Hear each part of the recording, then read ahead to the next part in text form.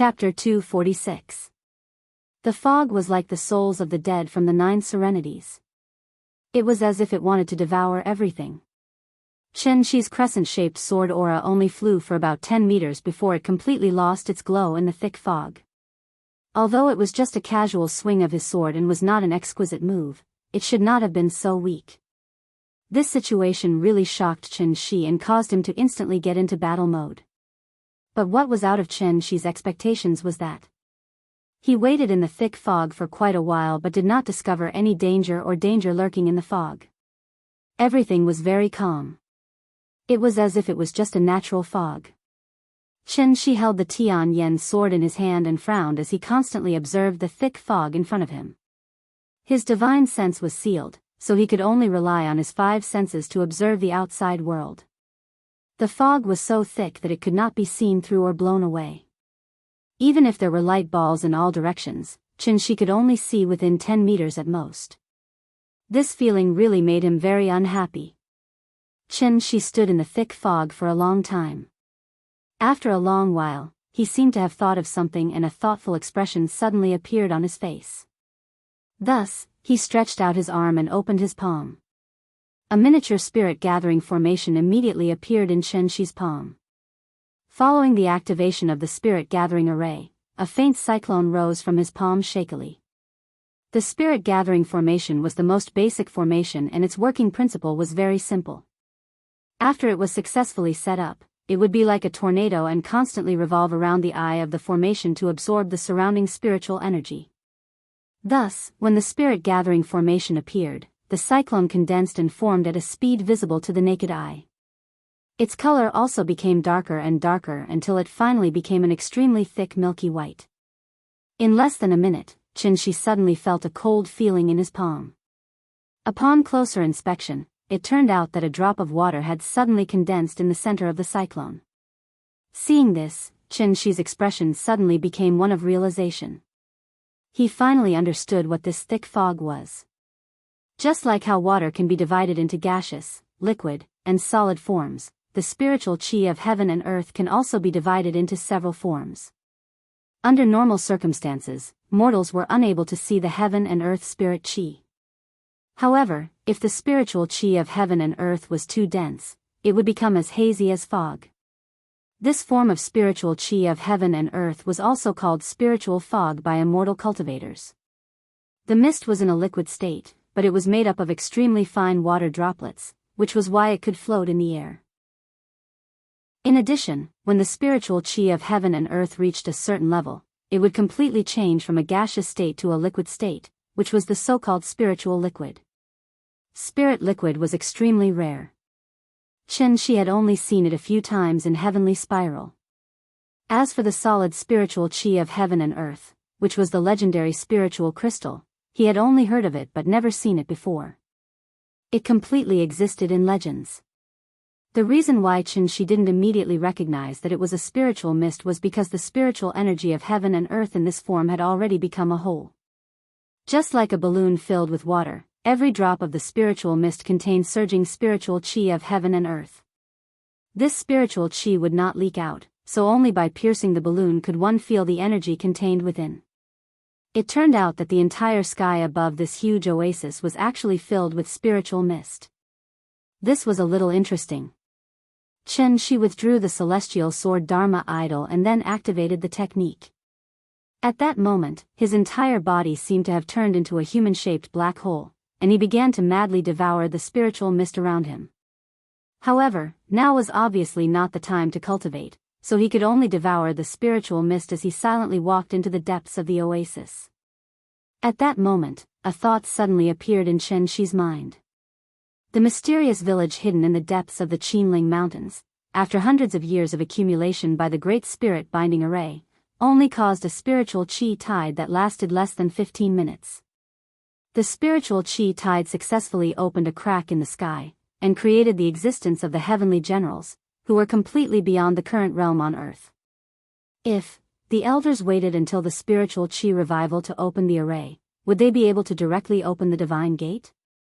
Thinking of this, Xianxi could not help but raise his eyebrows. He could not help but be curious about what was behind the divine gate. What level of existence would the heavenly generals be considered in the divine gate?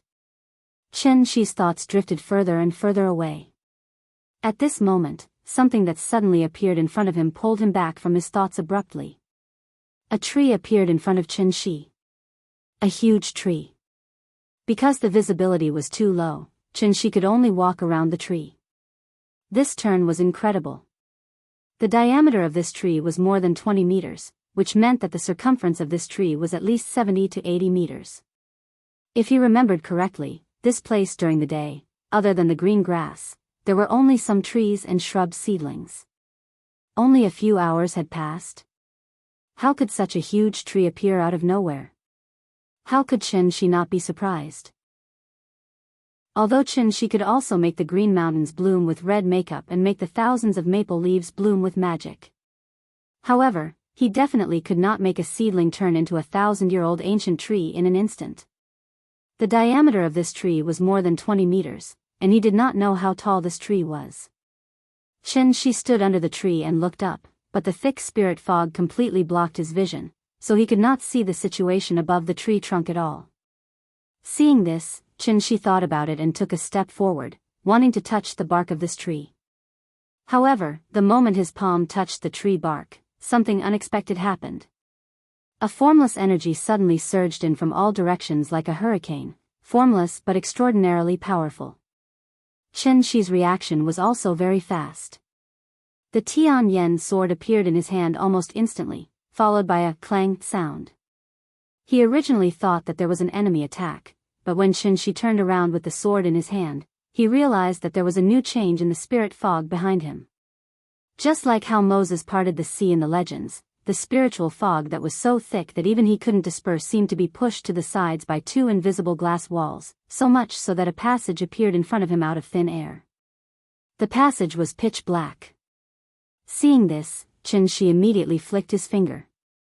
A ball of light suddenly flew into the depths of the dark passage. The passage was not very long, and the ball of light quickly flew to the end. At this time, Xianxi also saw the thing at the end of the passage. It was a huge stone tablet. It was not right to call it a stone tablet, because this stone tablet was shining brightly under the light of the ball of light, constantly reflecting the unique luster of metal. The stone tablet was very big, at least 10 meters tall and 2 to 3 meters wide. On the surface of the tablet, there was a line of ancient characters, which read. Chapter 247. Xianxi looked at the stone tablet at the end of the tunnel, then turned back to look at the giant tree behind him. At this moment, he could not help but shake his head and laugh. Spiritual Qi revival, heaven and earth phenomenon. This was getting more and more interesting. Perhaps it was because of his boldness, Xianxi did not think too much.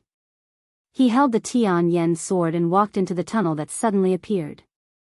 Just like the spiritual fog that filled the sky, the tree and the stone tablet were strange existences that suddenly appeared tonight. Thus, everything in front of him was either an illusion or a large-scale formation. With Xianxi's current cultivation, an illusion that could affect his mind would at least require a cultivator of the insightful emptiness realm to cast. But what kind of existence was the insightful emptiness realm? With Earth's current conditions, it was obviously impossible to give birth to a cultivator of the divine transformation realm. After eliminating the illusion, there was only one possibility left. This was a large-scale formation that stole the fortune of heaven and earth. A large-scale formation that used the spiritual fog as the foundation, the tree as the formation door, and the stone tablet as the formation core. When the spiritual fog appeared, the formation would be activated. Because Xianxi touched the tree, he was pulled into the formation. There were many uses for formations, but looking at the current situation, the formation in front of him should not be a support formation like the spirit gathering formation. It was very likely to be a killing formation. A formation whose main purpose was to kill. Since he was already in the formation, he had to find the formation core if he wanted to break the formation. Xianxi quickly came to the side of the stone tablet. After carefully looking at the stone tablet, he realized that other than the words, "exorcise evil and seal demons," on the front, the back of the stone tablet also had the words, "human desires, heaven's wrath prison." Seeing this, Qianxi held the Tian Yen sword and gently slashed at the stone tablet. As expected. When the tip of the sword touched the stone tablet, it was like a stone falling into a calm water surface. The place where the tip of the sword touched actually had a slight ripple. This huge stone tablet was actually an illusion that was similar to a mirage. Since the stone tablet was just an illusion, Qianxi didn't want to stay any longer. He picked up his sword and walked towards the back of the stone tablet. As if he was strolling in his own backyard, Qianxi leisurely strolled through the thick fog. There was originally a thick fog behind the stone tablet, but as Qianxi continued to go deeper, the fog in front of him became thinner and thinner. In the end, a faint light shone out from the fog. When Qianxi finally walked out of the fog, in an instant, golden light filled the sky. Just like the rising sun, thousands of golden rays of light shot from the front and shone directly on Qianxi's body. Qianxi looked forward against the golden light and realized that he was in a strange place. This was a huge square, but it was not empty at all. Instead, it was piled with countless treasures. Just like in The Hobbit, where the dragon Smaug occupied the lonely mountain treasury, countless gold, silver, and jewels were randomly piled up in the square. It was a dazzling array. It was so dazzling that it almost blinded people's eyes. It was estimated that the current gold and silver reserves in the world couldn't form such a huge scale. If such a treasury was discovered by outsiders, who knew what kind of uproar it would cause? In the 18th century, California in the United States was originally a very remote and backward place. However, after the news of the discovery of gold in California spread, the entire United States and even the world was shocked. Thousands of gold miners flocked to California. The population boom led to the emergence of several international metropolises in California, such as Hollywood and Los Angeles. As a result, California went from a small and remote place to one of the top administrative regions in the United States. From this, it could be seen how tempting gold, silver, and jewels were to humans. If the news of the treasury was leaked, Wuxia would probably start a war with the Indians tomorrow. Ordinary people scrambled for gold, silver, and jewels, but to Qianxi, this treasury was obviously not as valuable as a drop of spirit fog. Therefore, even if there was a mountain of gold and a sea of silver in front of him, he didn't even look at it. He stood at the entrance and looked around. The treasury was very quiet. There was no one and no strange movements. Other than the countless gold, silver, and jewels, there was only a winding stone path in this huge square. The stone path crossed the entire square, and at the end was a large expanse of thick fog. Seeing this, Qianxi didn't delay any longer and walked directly into the depths of the square along the path. Both sides of the path were piled with priceless gold, silver, and jewels. He only needed to bend down slightly and Qianxi could pick up a palm-sized gold brick from the ground. However, he still didn't look at it and walked on the path without looking sideways. Soon, Qianxi came to the end of the path. The thick fog engulfed him again. The moment Qianxi walked into the fog, the square suddenly changed.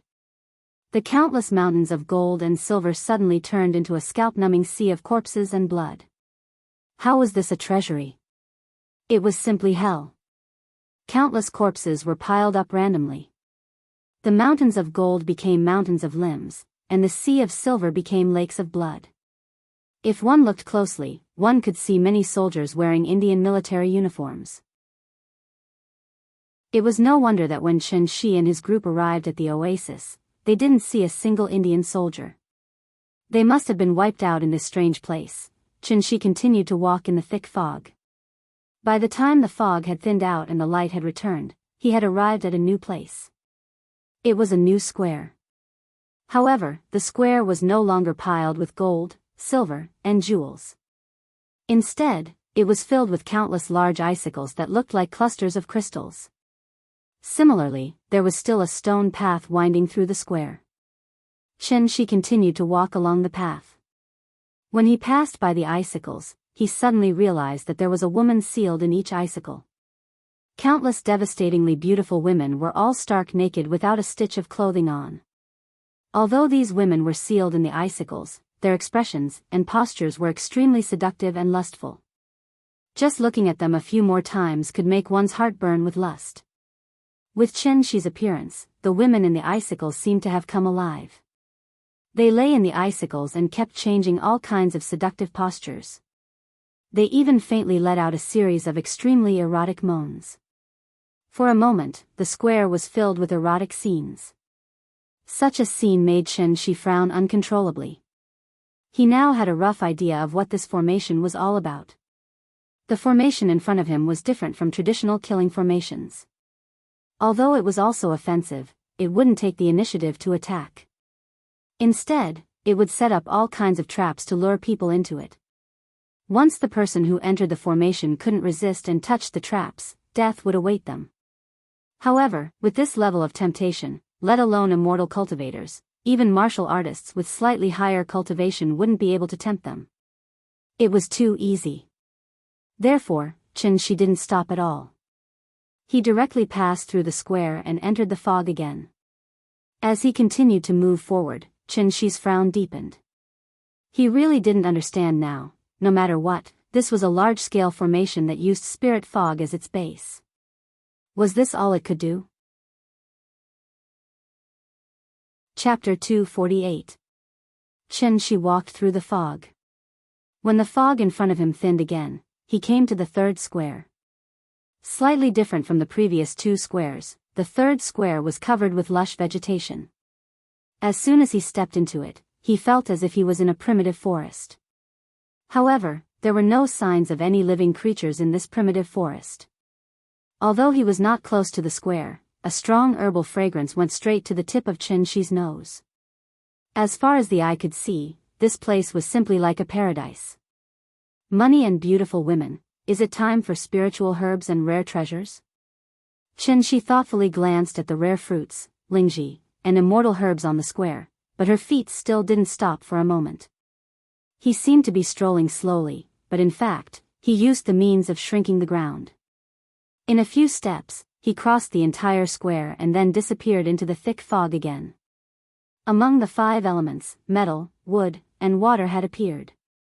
If nothing unexpected happened, the next should be the fire array or the earth array. As expected. When Xianxi came to the 4th square, he suddenly felt a wave of heat hit him in the face. Countless huge copper pillars were erected in the huge square. Below the pillars, a raging fire was burning. It looked somewhat similar to the tortures of the ancient times. If the metal array and the water array were only targeted at ordinary people, then the wood and fire arrays had begun to target cultivators. Especially the fire array. When Xianxi stepped into the fire array, the heat in the air faintly raised an inexplicable irritation in his heart. At this time, Xianxi found that this array was not as simple as it looked on the surface. In fact, if this array had not been affecting the mind of the person who entered the array, there were probably not many muddle-headed people who would easily touch the trap in such a strange place. After all, how could gold, silver, jewels, and beautiful women be more important than their own lives? The stranger the environment, the more cautious people should be. Xianxi thought silently as he walked through the fire array and into the thick fog again. There was only one earth array left. However, when the fog in front of him thinned again, what appeared in front of Xianxi was no longer the square, but a very familiar place. His and Yingying's home. Zhonghai, Kangju district. Although Xianxi had lived in the Sai courtyard for a period of time, the home that he truly recognized in his heart was still this slightly shabby demolition community. Looking at the familiar scene before him, even Xianxi couldn't help but be stunned. The furnishings in the room were the same as before. Old furniture, picture albums scattered all over the place, and everything else. It was all so real. Just as Xianxi was lost in thought, a clear and melodious papa came from behind him. Papa. Xianxi looked back and saw Nianyan standing behind him. She was holding a picture book and seemed to want to hand it to him. Papa, tell a story. Nianyan raised her small hand with great effort, as if she wanted to stuff the album into Xianxi's hands. Xianxi lowered his head and looked at Nianyan's cute smiling face and expectant eyes. At this moment, he was strangely enraged. Because he was so angry, it even caused the veins on his forehead to bulge. A dragon has a reverse scale, and a wolf has a thorn.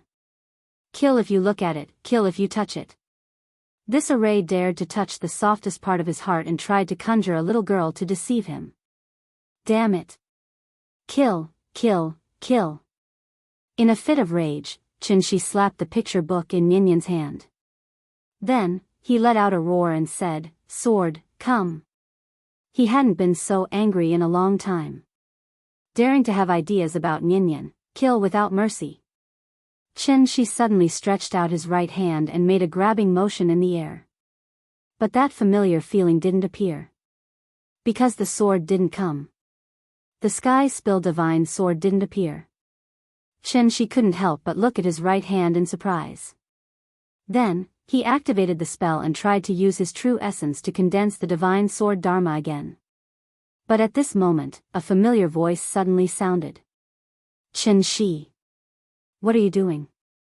Are you crazy? You're scaring her." With a shout, Qin Ruoying, who was wearing an apron, rushed out of the kitchen and hugged Ninian in a panic. She comforted her in a low voice. Ninian was obviously frightened by Xianxia's reaction. After Qin Ruoying hugged her, she suddenly pouted her little mouth and cried out loud. "Wah! Ninian, don't cry. Mommy is here, don't cry, don't cry." Qin Ruoying squatted on the ground and hugged Ninian tightly in her arms. While comforting the child, she raised her head and glared fiercely at Xianxia. Then, she shouted angrily, "Are you crazy? Look clearly. She is Ninian. She is your daughter." Qin Ruoying roared at Xianxia, then she seemed to think of something. She couldn't help muttering in a panic, "No, your illness is getting worse and worse. Ninian, Dad is sick again. Let's go get the medicine for Dad." Hearing this, Ninian seemed to be frightened. After looking back at Xianxia with red eyes, Ninian sniffed and tried to stop crying. Looking at his wife and daughter in panic, Xianxia couldn't help but let out a low roar, "Fuck." This array formation had actually affected his mind. Xianxia originally came in with the mentality of playing, but he didn't expect that even he would be lost in this array. Thinking of this, Xianxia couldn't help but show a dignified expression on his face. Then, he suddenly put his palms together and made a gesture with a solemn expression. 49 Styles of Tianyu, Spell Section, 10th Manifestation, Break Illusion. It specializes in breaking all illusions and illusions in the world. However, at this moment, Xianxia seemed to have completely lost his cultivation, and there was no trace of true spirit surging all over his body. He tried to use break illusion, but everything was still the same. And Qin Ruoying, after seeing Xianxia's behavior, seemed to be frightened by something. He picked up Ninian, then rushed into the bedroom. Looking at Qin Ruoying's frightened look, Xianxia's brows were frowning more and more. Break illusion failed. It seemed that his consciousness had been completely lost in this array. He thought that this was just a simple killing array, but he didn't expect it to be a composite array of killing, illusion, trapping, and disturbance. His current situation was somewhat similar to the state of his soul leaving his body. His physical body was still in place, but his consciousness was trapped in the illusion built by the array. Therefore, in this situation, he couldn't be anxious, and could only slowly think of a way to break the array. Illusion arrays could also kill people, and the principle was similar to the triple dream realm in the inception space, causing the consciousness of the person who entered the array to be trapped in the illusion and never be able to wake up. To break the illusion, it wasn't easy, but it was actually very simple. It was easy, but it was actually very difficult. This was because it had nothing to do with cultivation, it was all about one's willpower. Don't forget your original intention, these 4 words were the divine weapon to break all illusions in the world. Thinking of this, Xianxia immediately sat cross-legged, held his breath, and tried to find a way to wake himself up. And not long after he sat cross-legged. Chapter 249. Qin Ruoying took out a few pills and tried to stuff them into Xianxia's mouth. This was haloperidol, a very common antipsychotic drug. It was mainly used to fight hallucinations and delusions. It had a certain sedative effect, and at the same time, it was also toxic. Xianxia sat cross-legged in the living room like a stone Buddha. No matter how Qin Ruoying tried to persuade him, he had no intention of opening his mouth. Nian was lying in the corridor outside the bedroom. She tilted her head and only revealed a pair of eyes. She silently looked at her parents in the living room. Perhaps it was because he had just cried, but the little guy's eyes were red, giving him a pitiful look. Nian and Yingying, these were the two most important people in Qianxi's life. At the same time, they were also Qianxi's weakness.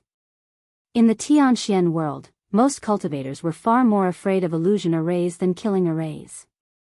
Once one entered a killing array, there was only a slim chance of survival. Although illusion arrays did not kill people, they were more frightening than killing arrays. This was because illusion arrays could make people lose themselves and willingly sink into the beautiful illusion carefully woven by illusion arrays. Until the person's physical body died and their soul dissipated, there was no way to wake up. Zhuangzhou dreaming of a butterfly? Or a butterfly dreaming of Zhuangzhou? Look at me, I'm Yingying. Be obedient, okay? Take the medicine obediently, okay? Look at Nian, you scared her. Don't be like this, okay? We were very worried about you. Qin Ruoying's slightly worried voice kept ringing in Qianxi's ears. But Qianxi sat on the ground motionlessly, as if he did not hear anything. Seeing this, Qin Ruoying's face couldn't help but darken. Bean-sized tears suddenly gushed out from her eyes. Life will always experience twists and turns. If the company closes down, then so be it. Don't give yourself so much pressure, be strong. No matter what you do, I will support you, but don't give up like this, okay? I'm so scared, Qin Ruoying kept talking in Qianxi's ear. Qianxi did not have the ability to seal his hearing.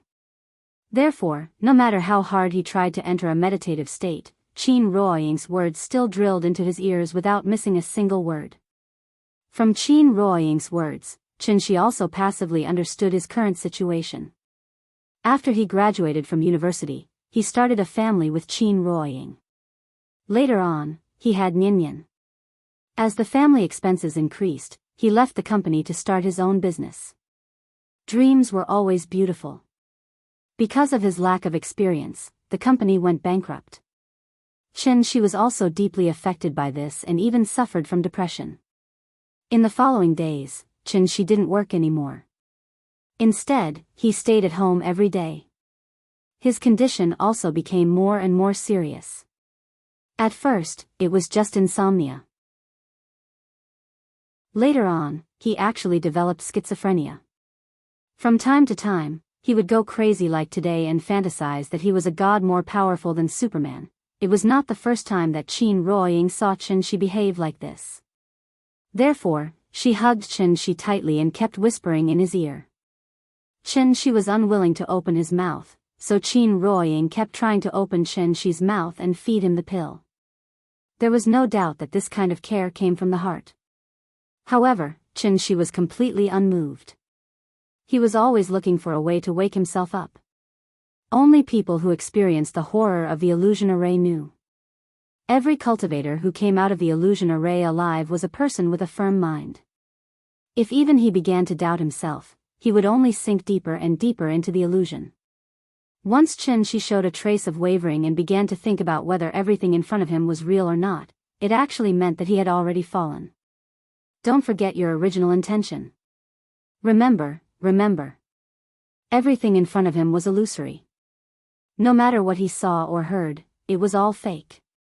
In fact, there was a simple and crude way to break the illusion array. That was, kill Qin Ruoying in front of him. Since the illusion array confused him with his wife and daughter, the key to breaking the array was obviously Qin Ruoying and Nian. Unfortunately, even if Qianxi knew that it was an illusion, he was not willing to hurt Yingying and Nian in the illusion. This was probably the difference between him and many cultivators. No matter what Qin Ruoying said, Qianxi was unmoved. After a long time, Qianxi finally entered the state of meditative anatta. At this time, Qin Ruoying, who was next to him, suddenly showed a trace of fear on her face. She began to shake Xianxia and cried, Are you leaving us? Don't go. Don't go, please. Papa. Papa. Don't leave me behind. I don't want you to go. Nian also ran out of the bedroom. The mother and daughter squeezed next to him, crying and begging him to stay. At this moment, Xianxia was like a scumbag who abandoned his wife and daughter. He completely ignored his wife and daughter's cries. As his five senses became more and more blurred, Qin Ruoying and Nian's voices also became farther and farther away from him. The next moment, Xianxia suddenly opened his eyes and found that he was sitting cross-legged in an empty square. There was nothing above the square, even the small path was gone. There was a thick fog in all directions. The illusion array was finally broken. Xianxia sighed softly. With a grab, the heavenly derivation sword appeared in his hand. The familiar feeling came back again. Xianxia stood up, but the expression on his face was still very serious. This array, it was really scary. Xianxia frowned and seriously looked at the illusion around him. The current him did not dare to underestimate this array anymore. Just as Xianxia was observing his surroundings, a crisp sound of a slap suddenly rang out from behind him. Slap, slap, slap. No more, no less, just 3 slaps. Xianxia looked back. When he saw the face of the person, Xianxia was suddenly stunned. Because a person who absolutely could not appear here had now appeared in front of Xianxia. This was a woman. A woman described in the Luotian Fu like a light cloud covering the moon, floating like the returning snow in the wind. Looking from afar, like the sun rising in the morning. Looking closely, like a lotus blooming out of the water. The woman was wearing a blue dress and her hair was tied up in a cloud bun, but she did not wear any makeup or jewelry. Her eyebrows were dark, like the distant mountains in the fog. Her eyes were blurred, like the warm spring river. That incomparably exquisite oval face was faintly tinged with pink, which was extremely alluring. Ying stood up, as if she wanted to steal the bright light of heaven and earth. The woman walked out of the fog and walked towards Xianxia. Seeing this, Xianxia suddenly closed his eyes. When he opened his eyes again, the woman was even closer to him. When the woman was about 2 meters away from Xianxia, she finally stopped. At this moment, Xianxia called out her name with a complicated expression. Zijin. The person who came was goddess Zijin. Chapter 250. Sky Yen Divine Sect. Yu Zijin. Someone who should not have appeared in front of Xianxia had suddenly appeared in front of him. Yu Zijin had a faint smile on her face. But if one looked closely, there seemed to be a hint of playfulness hidden in that smile. After sizing up Xianxia, Yu Zijin said softly, Xianxia, long time no see. Long time no see. Suddenly seeing an old acquaintance here made Xianxia a little confused.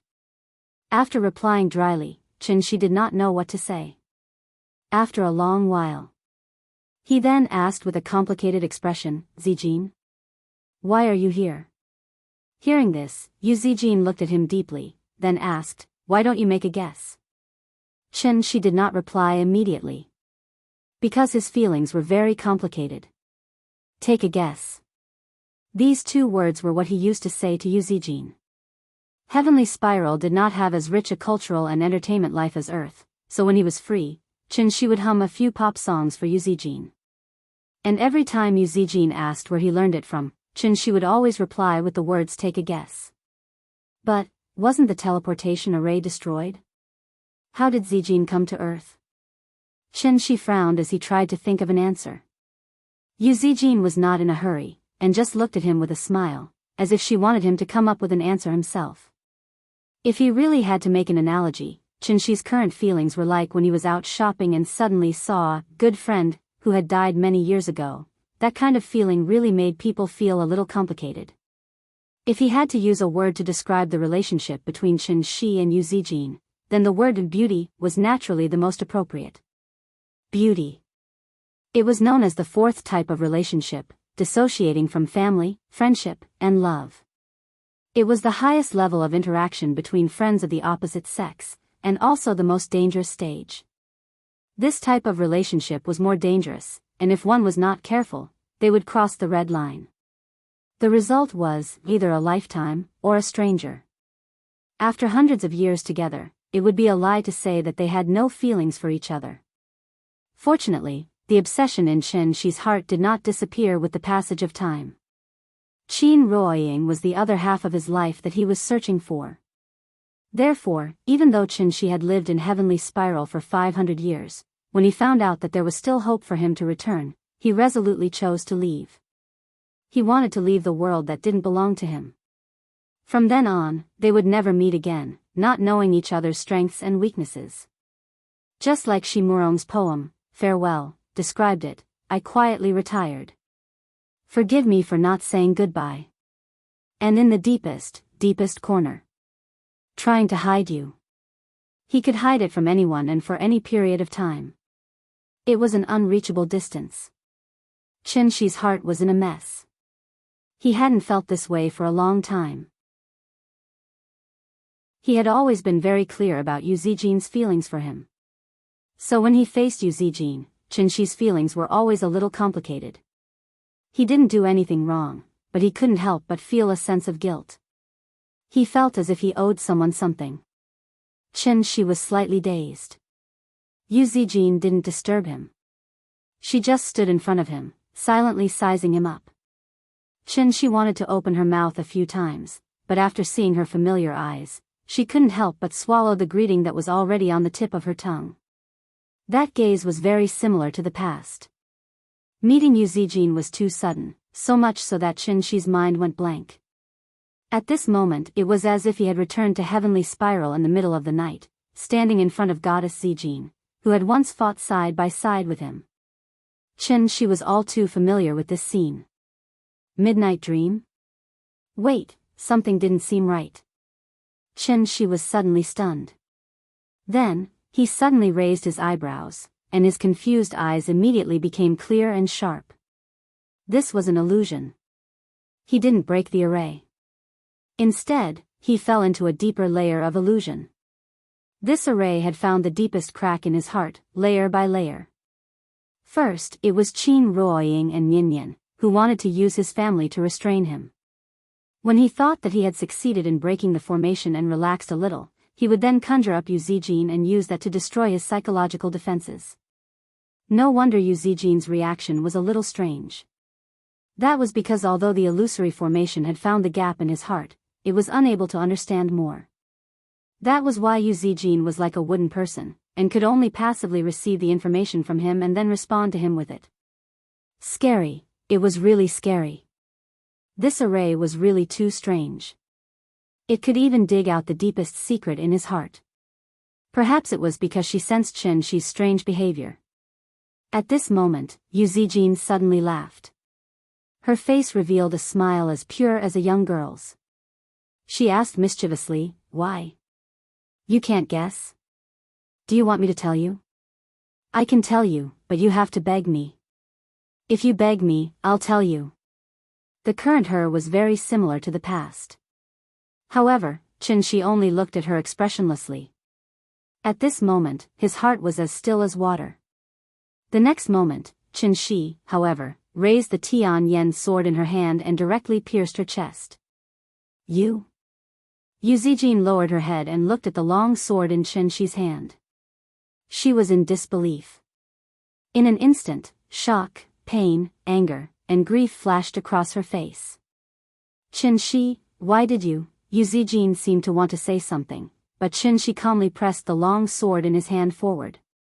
The long sword pierced through Yu Zijin's body. At this time, Chen Shi took a step forward and whispered in her ear, "Don't worry. With Zijin's talent, she should be at least at the insightful void stage now. Although you made me very angry, I still have to thank you. After all, you let me see her again, although it was only once." At this point, Chen Shi suddenly withdrew the long sword in his hand. As a stream of blood splattered, Yu Zijin's body slowly fell to the ground. As she fell, her figure became more and more blurry. Finally, she turned into crystal dust and disappeared in front of Qianxi. Everything returned to silence. A broken mirror suddenly appeared where Yu Zijin had been standing. That was the array core. The mirror was broken. This array that could see through one's heart had finally been broken by Qianxi. However, although the array was broken, Qianxi did not look happy at all. He raised his head and looked at the fog that was still surging above his head. After a long time, Qianxi finally let out a deep breath. Looking back at the broken mirror, he murmured in a low voice, "It's too late. I'm sorry." This apology was not for the mirror in front of him, but for Goddess Zijin, who was far away in heavenly spiral. "I'm sorry." Chapter 251. The illusion array was broken by Qianxi. Therefore, there was only a broken mirror left in this huge square. Qianxi looked around silently, but his expression was a bit more dignified. This place was too strange. The 5 elements of metal, wood, water, fire, and earth had all appeared. So what should I do next? There was no stone path in this square. It seemed that this was the end. Qianxi looked around and didn't find anything out of the ordinary. Only then did she set her eyes on the broken mirror on the ground. This mirror was not made of glass. Looking carefully, the material was somewhat similar to crystal. It seemed to be a pure and colorless transparent crystal. And just when Qianxi looked down and carefully studied the mirror fragments on the ground, the scattered mirror fragments suddenly had a magical change. Like snow meeting the sun, countless small mirror fragments suddenly began to melt at a speed visible to the naked eye. Even if the snow melted, there had to be a process. But the scene in front of Qianxi was like pressing the fast-forward button when watching a video. The melting process became very short. In just a few seconds, the mirror fragments on the ground had turned into a pool of silver water. It looked a bit like tin, chromium, and other metals after melting. Seeing this, Qianxi immediately took a few steps back. And just as he stepped back, a strong light suddenly appeared in the pool of silver water. A light curtain suddenly rose from it and reached the sky. Array within an array? Looking at the changes in front of him, Qianxi couldn't help but frown. This 5 elements great array was strange enough on its own. Who would have thought that there would be another array within it? The pool of silver water in front of him, it was clearly the entrance to another array formation. After seeing the power of the earth array, Qianxi couldn't help but have a trace of vigilance in his heart. Who was the one who had set up such a marvelous large-scale formation? What was the purpose? With countless questions, Qianxi hesitated for a moment, but finally chose to step into the light curtain in front of him. Since he was already here, he might as well figure it out. After walking into the light curtain, Qianxi's line of sight was completely blocked by a strong light. However, the strong light disappeared quickly. And when the strong light faded, Qianxi found himself in a circular hall. This hall was very large.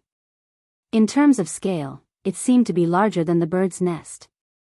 The hall was spacious and grand. The closer to the center of the hall, the higher the dome. And in the center of the hall, there was a huge stone pillar supporting the dome.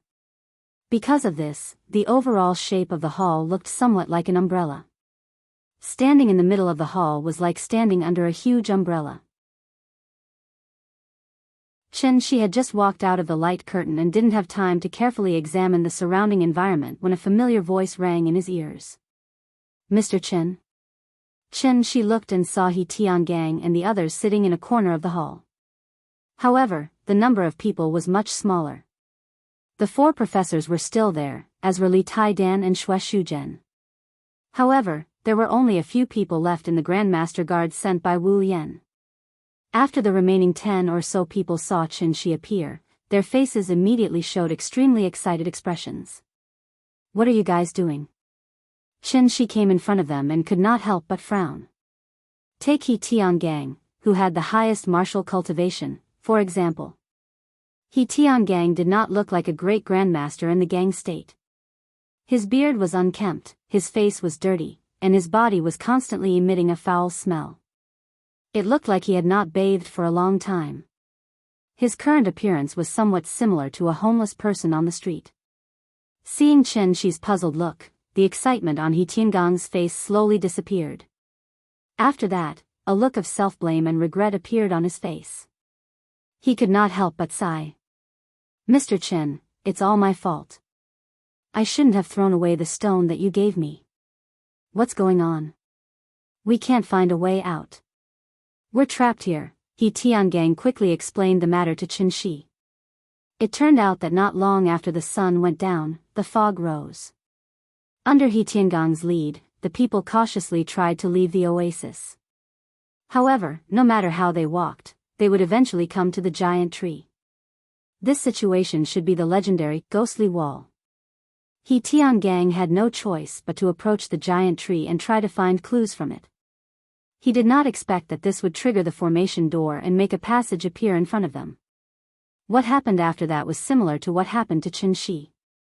Metal, wood, water, fire, and earth. He Tiangang and the others had a mission, so they naturally did not dare to act rashly in the face of all kinds of strange situations.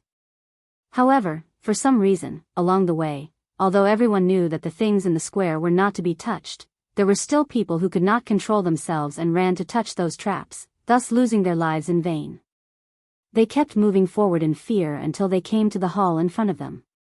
The hall was not dangerous, but there were no doors or windows. It was like a prison, completely trapping them here. After listening to He Tiangong's explanation, Chen Shi could not help but frown. Not to mention the metal, wood, water, and fire formations, just based on the earth formation at the end. How many people in this world could walk out alive with the exquisite layout of the formation within the formation? Chen Shi thought that they had been wiped out long ago.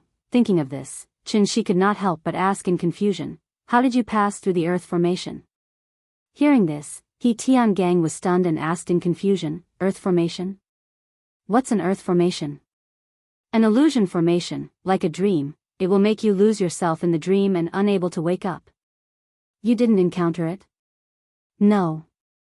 He Tiangang shook his head, as if he understood Chen Shi's question. He then explained, "The earth formation you're talking about is the last square, right?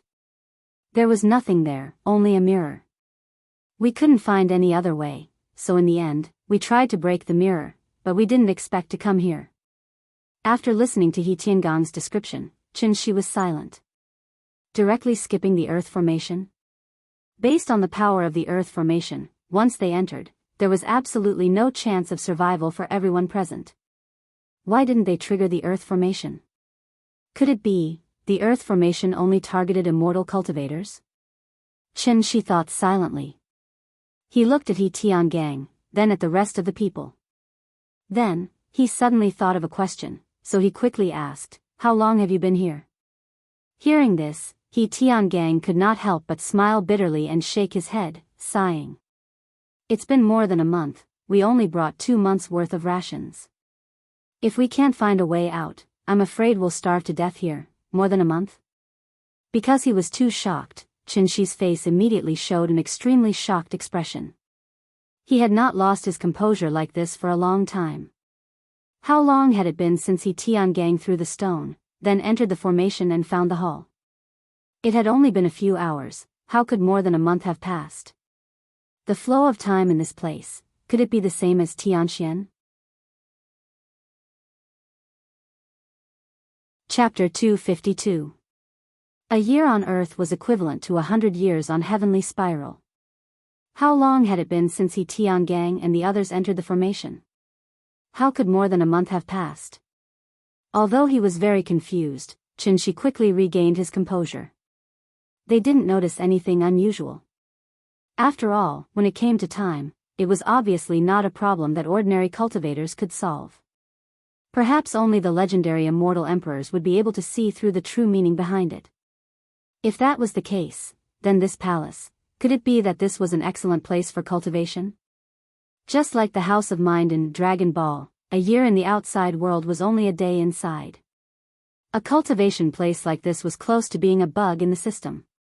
The flow of time in different places in the universe was different. In Einstein's theory of relativity, it was believed that time and space were related. When combined together, they would form a four-dimensional spacetime coordinate and participate in the process of physical changes. A typical example could be given. For example, the greater the mass of an object, the slower the time around it would become. This was demonstrated very directly in Interstellar.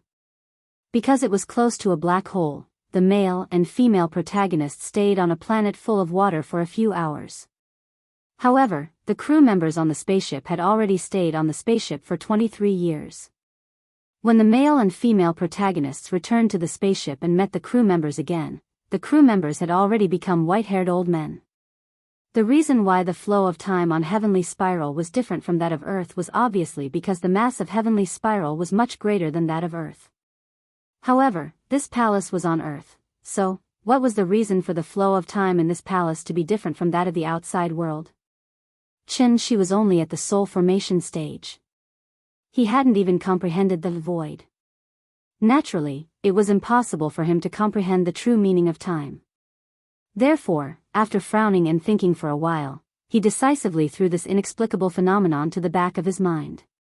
The most important thing now was to find a way to leave this palace.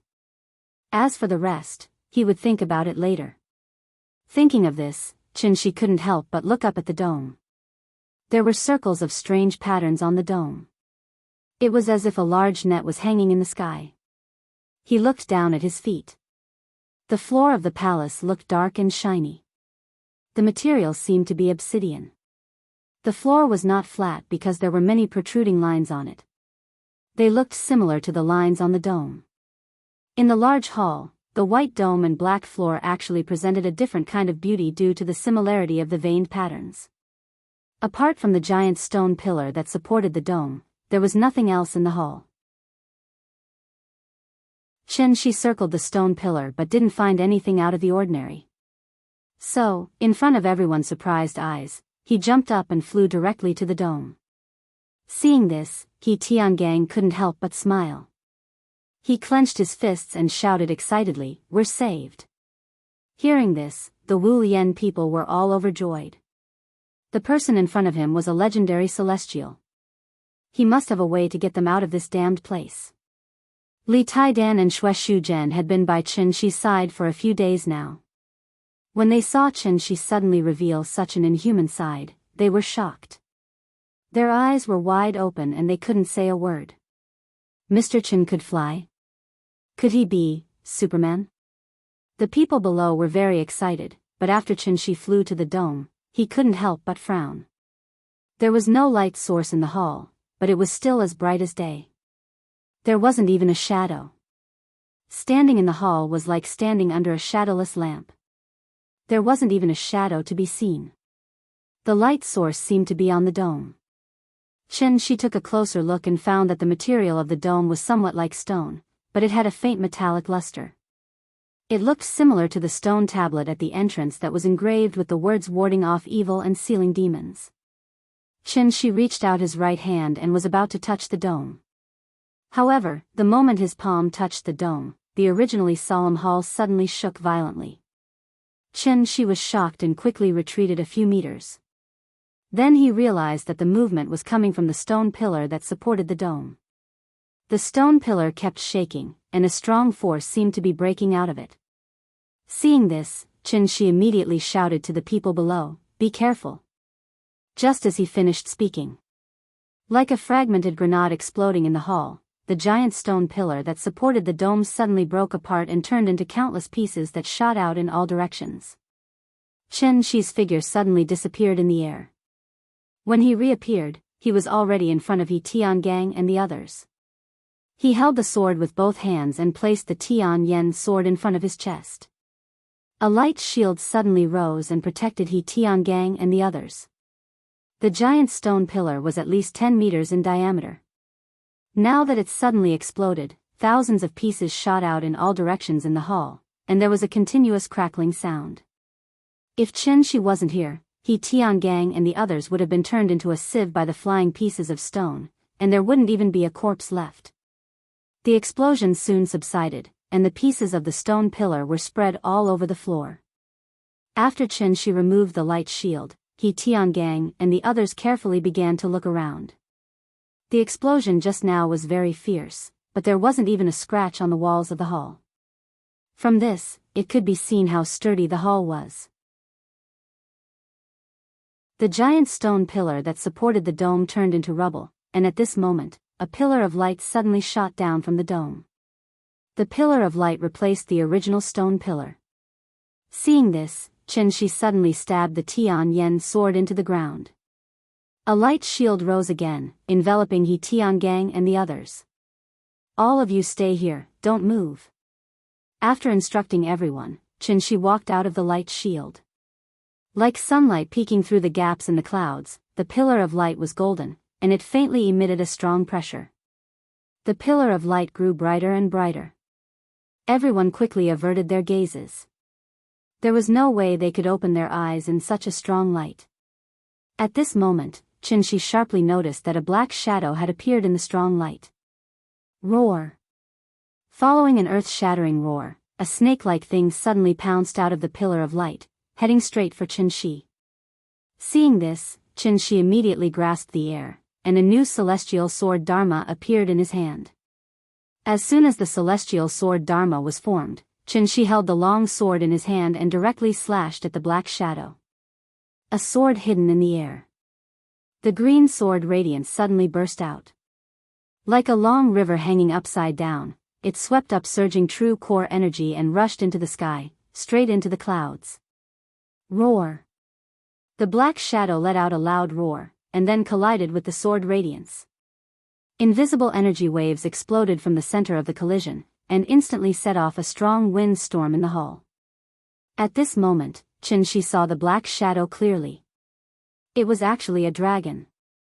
It wasn't a winged four-legged lizard in Western myths and legends, but a divine dragon that represented Wuxia's spiritual culture.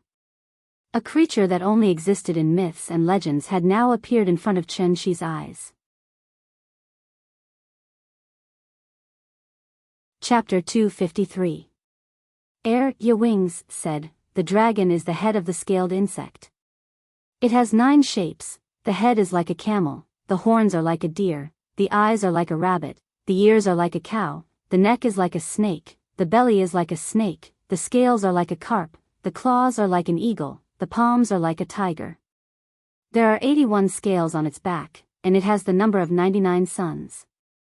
Its voice is like a copper plate, there is a beard beside its mouth, a pearl under its chin, and a reverse scale under its throat. There is a mountain on its head, also known as the ruler of wood. The dragon cannot fly without a ruler of wood. It can form clouds with its breath, and it can change into water and fire. But what is strange is that the appearance of this dragon is still somewhat different from the legendary 5-clawed golden dragon. The 5-clawed golden dragon is obviously golden, but the dragon in front of Qianxi is dark green. Or, this is an azure dragon. This azure dragon's body is about 30 meters long, and it seems to be bigger than the giant python in the Berserk Python disaster. It arches its body and floats in the air, and the dark green scales are at least the size of a palm. Looking carefully, the scales seem to be shining with an indescribable luster, which can be called flowing light and colorful. Dragons are a symbol of auspiciousness, but its appearance is definitely not cute, and it even looks a little ferocious. When this azure dragon stares at Qianxi with its golden vertical pupils, its eyes suddenly become like a human's, suddenly with a bit of fierceness. In this regard, Qianxi did not have much reaction, but the group of people behind him were frightened. Among them, a few of the less resolute ones were so frightened that they fell to the ground. This is a living dragon. After the azure dragon flew out of the light pillar, it immediately roared at Qianxi. The hidden dragon has fallen asleep, and its roar moves thousands of mountains. Seeing that the azure dragon was about to pounce, Qianxi raised his hand and slashed. However, this azure dragon did not dodge. When the sword hit its body, it was immediately like a water arrow hitting its body, and was immediately scattered by the dragon's scales.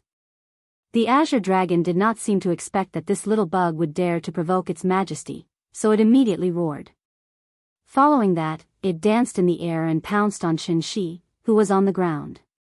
It waved its gigantic body and slammed down like a giant wave. Seeing this, Qianxi couldn't help but frown. Could it be, was he going to slay a dragon today? Seeing this azure dragon charging over menacingly, Qianxi naturally could not sit still and wait for death. No matter what it was, he would beat it into submission first. Thus, Qianxi immediately held the Tian Yen sword in front of his chest. The tip of the sword suddenly shone brightly, releasing a burst of golden light. It was as bright as the sun, instantly illuminating the entire palace. Condense the will as the spirit, and the spirit as the sword. The 8 extremities boundless expanse was the so-called Earth Sword. 49 Forms of Heavenly Divination, Sword Technique Chapter. He Tiangang and the others hid behind the shield that Qianxi had set up for them. When they saw what was happening in front of them, they couldn't help but cry out in alarm. After Qianxi slashed out with his sword, a burst of golden light shone brightly. The blinding light made it impossible for them to look directly at it, so they could only cover their eyes in pain. There was no word that could describe the sharpness of this sword. It was as if it could split the heavens and earth in half. Qianxi stood proudly with his sword in hand. The azure dragon's figure was no longer in his eyes, only a golden sword light that pierced through the heavens and earth. Then, the blue wave and the golden light collided violently. Roar!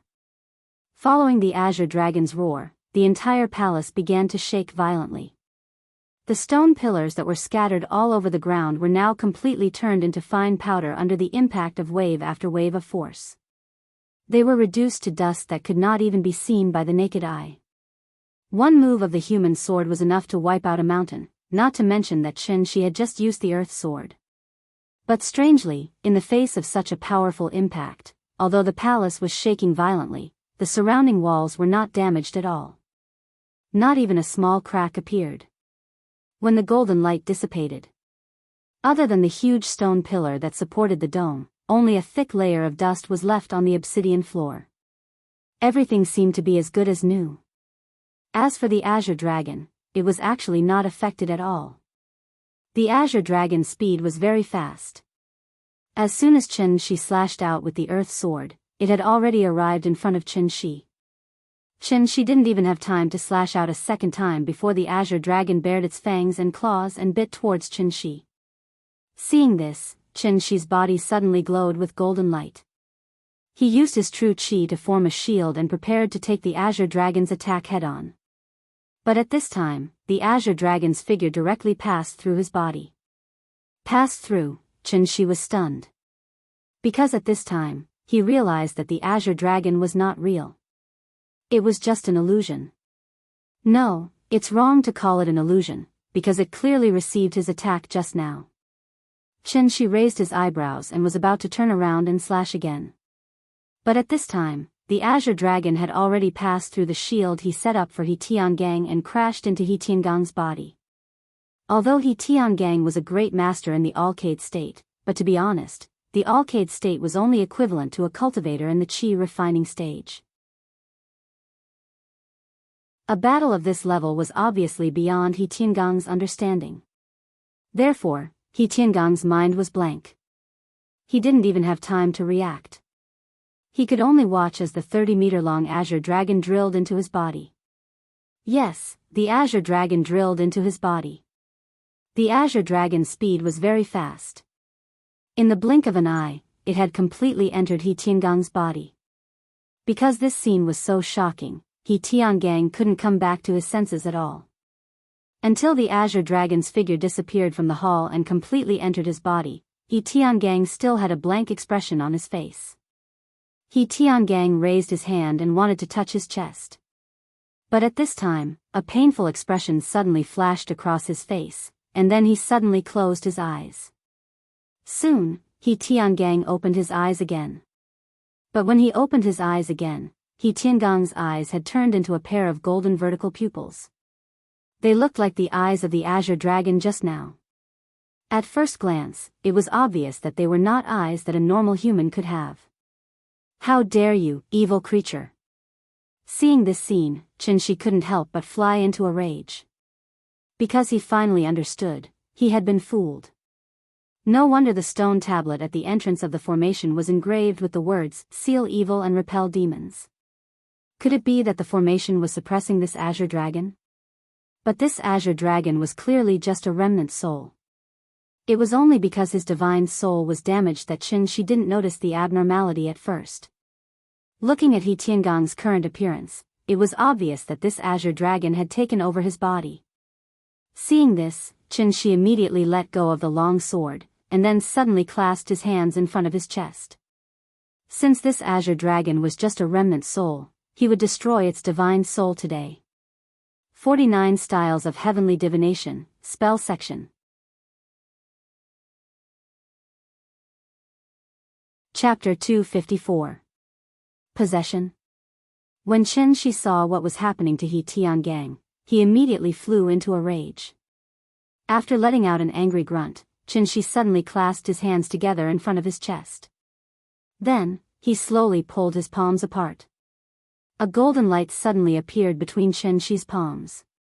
As he slowly pulled his palms apart, the golden light became brighter and brighter. In the end, it was as if Qianxi was holding the sun in his hands. The dazzling light that seeped through the gaps between his fingers was so blinding that it was impossible to look at it directly. The golden light in Qianxi's hands grew even brighter. But in the eyes of the Wu Yan people. But they didn't see anything. This was because Evil Vanquisher was an attack on the soul. They were not immortal cultivators, so they naturally could not sense the fluctuations in the surrounding spiritual energy. However, although the others could not see it, the azure dragon in front of them clearly knew what was good for it. He Tiangang could be considered to have 8 lifetimes of bad luck. This azure dragon had probably been suppressed for too long, so as soon as it was released, it wanted to find a body to possess. It was not that the azure dragon was not interested in Qianxi, but the strength that Qianxi displayed just now was too strong. The azure dragon did not have absolute confidence, so it could only settle for the next best thing. Among everyone present, apart from Qianxi, He Tiangong's cultivation level was the highest. Naturally, he became the azure dragon's first target for possession. Because the difference in cultivation level between the two was too great, the azure dragon immediately seized control of He Tiangong's body as soon as it entered. After He Tiangong's body was possessed, his eyeballs immediately underwent a huge change. The pair of golden vertical pupils that originally belonged to the azure dragon appeared in He Tiangong's eye sockets, giving off a very strange feeling. Upon closer inspection, this pair of eyes that did not belong to a human seemed to faintly shine with an indescribable cold light. At this moment, Qianxi suddenly flipped his palm and pushed forward. The white sun flame immediately released a boundless pressure. It was like a spear filled with killing intent, and it instantly blasted towards He Tiangang. Seeing this, He Tiangong's eyes couldn't help but tremble.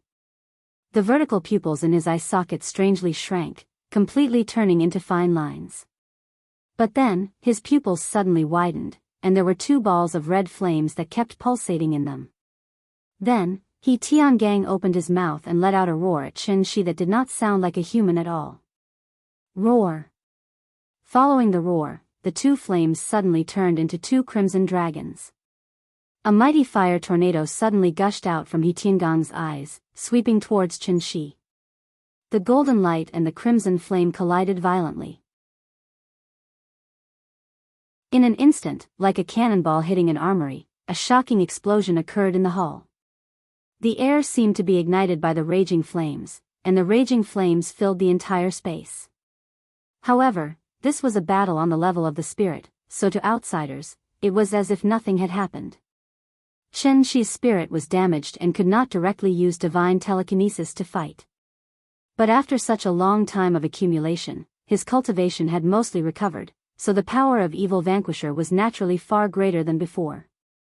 However, what Qianxi did not expect was that his Evil Vanquisher, which he had used all his strength to unleash, was still blocked by the flames spewing out from He Tiangong's eyes.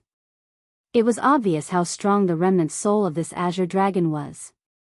Although Wu Lian and the others couldn't see what Qianxi and He Tiangang were doing, a battle of spirits of this level, just the spiritual storm created by the collision was enough to give them a splitting headache. Naturally, they couldn't pay attention to what was happening around them. Iron Egg Li and Xue Shuzhen were professional soldiers with strong willpower, but even so, they bitterly held on for about 5 seconds before their eyes rolled back and they completely fainted. If even they were in such a state, there was no need to mention an ordinary person like Professor He, who had no foundation in cultivation. Seeing their companions collapse one after another, the remaining neutralizing grandmasters gritted their teeth and held on for about 10 seconds before collapsing to the ground one after another. Only 2 people remained standing in the hall. In contrast to Chen Shi's calm and collected appearance, He Tiangong's condition was clearly much worse. Not only was his face pale, but his forehead was also covered in sweat. His tired appearance made him look like an athlete who had just finished a round of a marathon. After all, the Azure Dragon had just successfully taken over this body. This level of exhaustion was naturally a bit too much for it to bear. So when it saw Chen Shi acting as if nothing had happened, the Azure Dragon's heart immediately trembled. It couldn't help but use He Tiangong's body to speak. "You are very strong. I have no grudge with you, let me leave. I will remember your kindness." His accent was very strange. He sounded like a foreigner. It was just a short sentence, but it took a lot of effort to speak. Obviously, the Azure Dragon hadn't gotten used to this body yet and couldn't control it skillfully. Hearing this, Chen Shi looked at him deeply, then replied with a serious face, "I can let you go, but the premise is, you have to leave his body." "No, no." Hearing that Chen Shi wanted it to leave He Tiangong's body, the Azure Dragon immediately replied, "Without a body, I can't leave here." "Okay, then there's nothing to talk about." Chen Shi shrugged indifferently, then said with a regretful expression, "I brought him here. You took over his body right in front of me, and now you want to leave safely like nothing happened? Let me tell you, there's no such thing as a cheap deal in this world." After hearing Chen Shi's words, He Tiangong's expression immediately became uncertain, as if he was thinking. But Chen Shi didn't intend to give him too much time to think. Although He Tiangong's body was occupied by the Azure Dragon, his consciousness obviously couldn't be swallowed by the Azure Dragon so quickly. So as long as the Azure Dragon's remnant soul was driven out of He Tiangong's body, then He Tiangang could still be saved. If time dragged on and the Azure Dragon completely merged with this body, even a golden immortal couldn't do anything. Seeing that the Azure Dragon still didn't answer, Chen Shi decisively spread out his hands, and 2 dazzling lights lit up in his palms again. Since Evil Punisher couldn't destroy it, then he could try another move. Anyway, he had plenty of tricks up his sleeves. Seeing that Chen Shi seemed to want to fight again, the Azure Dragon immediately cowered, so it quickly said, "Wait. I have an idea." Hearing this, Chen Shi immediately retracted his hands and asked, "What idea?" "You help me open the channel. After the channel is open, I'll come out from his body, then you cover me and leave, okay?" Chen Shi pondered for a moment, so he readily agreed to the Azure Dragon's request. There was no exit in this hall, and the 4 walls were incomparably hard. Presumably, only the Azure Dragon knew how to get out. Since that was the case, there was no harm in cooperating. He helped the Azure Dragon escape, and the Azure Dragon left He Tiangong's body. Chapter 255. The man and the dragon quickly reached a consensus. After that, Chen Shi learned the way to leave the hall from He Tiangang. The hall was like a sealed jar, and the only way out was above the dome. In the center of the dome, where the light beam came from, there was a crystal-like thing. As long as Chen Shi flew up and took the crystal, they could leave this place. It sounded very simple, so Chen Shi flew directly to the dome according to what the Azure Dragon said, and found a crystal in the center of the dome. It was a hexagonal rhombus-shaped crystal, and its size was about the same as the crystal trophy used in award ceremonies. Chen Shi tried to dig at the crystal with his hand, but to his surprise, the crystal was easily removed. The moment Chen Shi removed the crystal, it was as if there was a huge earthquake outside, causing the entire hall to shake violently. Chen Shi looked down and found that several cracks suddenly appeared on the walls around the hall. It was not right to call them cracks, because these cracks were very neat, as if they could have been separated. Under Xianxi's slightly surprised gaze, the hall bloomed like a lotus in summer. The ground turned into a lotus pod, the walls turned into petals, and bloomed in front of Xianxi. The arc-shaped walls fell out one by one at a very fast speed, but they did not make any sound when they fell. The wind and snow that filled the sky suddenly came. Xianxi looked up and found that he was now in an observatory, and the spirit fog that covered the sky and the moon had disappeared. Everything happened very quickly. The moment the cracks appeared on the walls of the hall, He Tiangang suddenly showed a look of ecstasy. Almost without any hesitation, just as the wall cracked to reveal a gap big enough for an adult to leave, the azure dragon controlled He Tiangang's body and jumped out of the hall. Run! As for the agreement between it and Xianxi, it was originally the azure dragon's stalling tactic. In fact, the azure dragon had never thought of leaving He Tiangang's body. After all, the heaven-defying act of seizing another's body was not without restrictions. This time, in order to seize He Tiangang's body, the azure dragon had already paid a great price. Therefore, Xianxi wanted it to obediently leave He Tiangang's body and look for a new body to seize. In the azure dragon's eyes, this was simply wishful thinking. With only a strand of remnant soul left, it could be said to be a rootless duckweed. Now that it had finally found a place to stay, the azure dragon naturally would not give up so easily. Although this body was still too weak at the moment, as long as it was given enough time, the azure dragon was confident that it could transform it into its original body. The little abacus in azure dragon's heart rang loudly, but it missed the most important point. That was, it did not have a correct understanding of Xianxi's cultivation. Therefore, as soon as He Tiangang moved, Xianxi, who was flying in the air, lowered his head and looked at He Tiangang's fleeing figure. There's a path to heaven, but you don't want to take it. There's no door to hell, but you insist on barging in. Since you're going back on your word, don't blame me for being merciless. Xianxi spread out his hands, and the vital essence in his body surged. Immediately, 2 balls of light appeared in his palms. Then, Xianxi held the 2 balls of light and quickly gestured in front of his chest. Suddenly, he slammed his palms toward He Tiangang's back.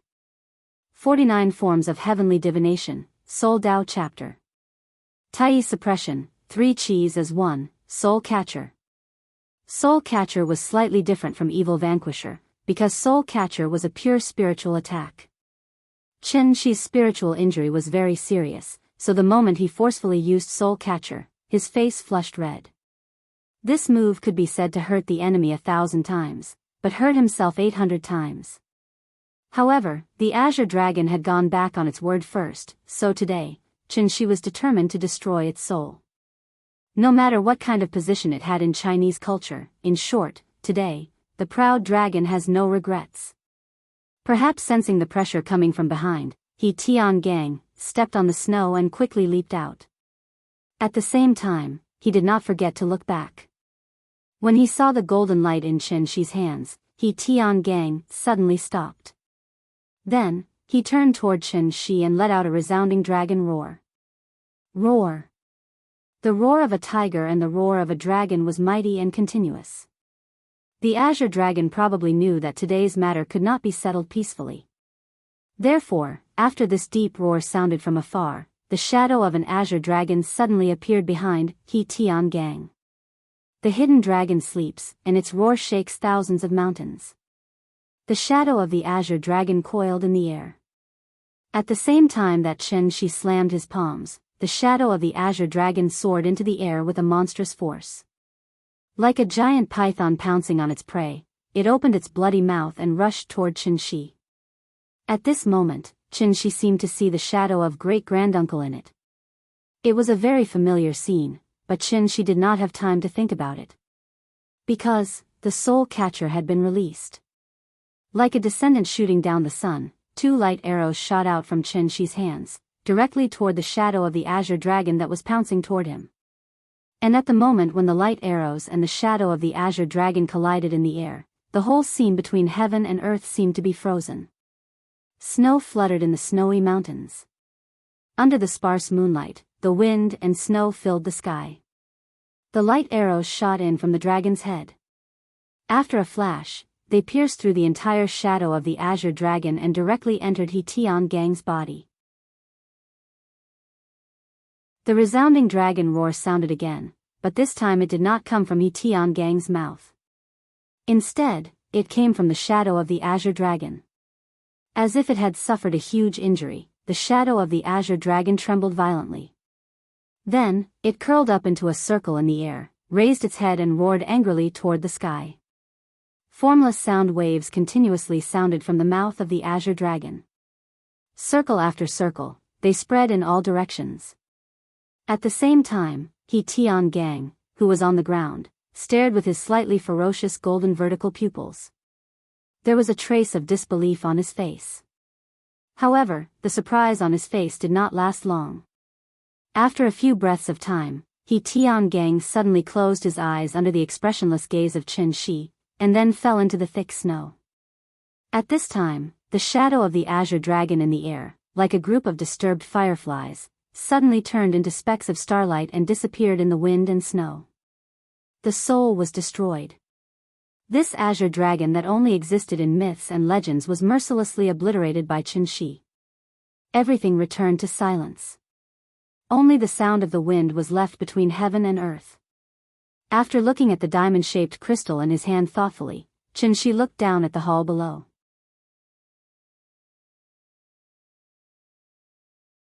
Chapter 256. Chen Shi flew in the air and looked down at the scenery below. The thick spirit fog had dissipated, so his field of vision was wide open. After carefully observing his surroundings, Chen Shi found that he was now on a snowy mountain not far from the Siala mountain pass. In other words, although the formation entrance was in the oasis, the formation core was the unknown snowy mountain next to it. The walls around the hall were not closed, like an open-air camp. The dark ground was in stark contrast to the surrounding white snow. The wind and snow were too strong, and the temperature was at least -60 degrees Celsius. Therefore, in just a few minutes, Wu Yan and the others lying on the ground were covered with a thin layer of snow. Chen Shi estimated that they would not wake up for a while, so he moved the survivors to the temporary laboratory in the oasis. After settling the group of people, Chen Shi flew back to the spacious hall and began to carefully study the rhombus-shaped crystal in his hand. This rhombus-shaped crystal was transparent, and a faint purple mist constantly rose in the middle. Chen Shi held his breath and silently felt the cold feeling coming from the crystal. But after studying it for a while, he still could not detect any signs of energy fluctuations from it. It was as if it was just an ordinary piece of natural crystal. But that was obviously impossible. If the hall was the cage that imprisoned the azure dragon, then this crystal was obviously the key. It was just that Chen Shi did not know how to use this key. The flow of time in the hall was different from the outside world, so this kind of cultivation place was undoubtedly very attractive to the current Chen Shi.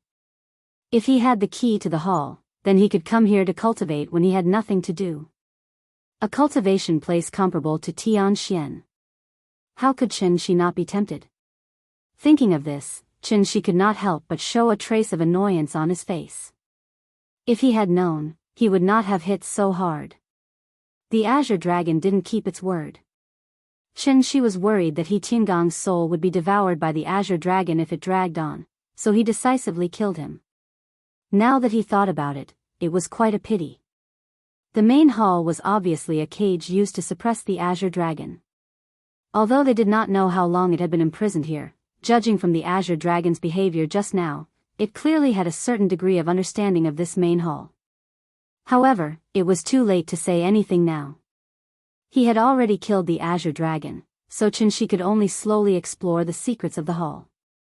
After pondering for a while, Chen Shi began pouring his true essence into the crystal. When the true essence flowed into the crystal, the dense purple qi in the crystal began to surge. There's hope. Seeing this, Chen Shi couldn't help but raise his eyebrows. He began to madly pour his qi into the crystal. The surging true essence continued to flow into the crystal, and the dense purple qi inside immediately began to revolve. As the dense purple gas spun faster and faster, a faint purple vortex gradually formed in the crystal like a glass of water being shaken. After that, Qianxi held the crystal and looked at the main hall expectantly. However, he waited for a while, but there was no movement in the main hall. Is it scrapped? Qianxi frowned and muttered to himself. Only then did he fly into the main hall and look at the surroundings with some regret. Before the main hall was unsealed, it was like a flower bud that had not bloomed. After Qianxi plucked the crystal, the lotus began to bloom. With the base of the main hall as the center, the walls fell back one by one and split into 16 petals. The shape of each side was quite similar to the petals of the lotus.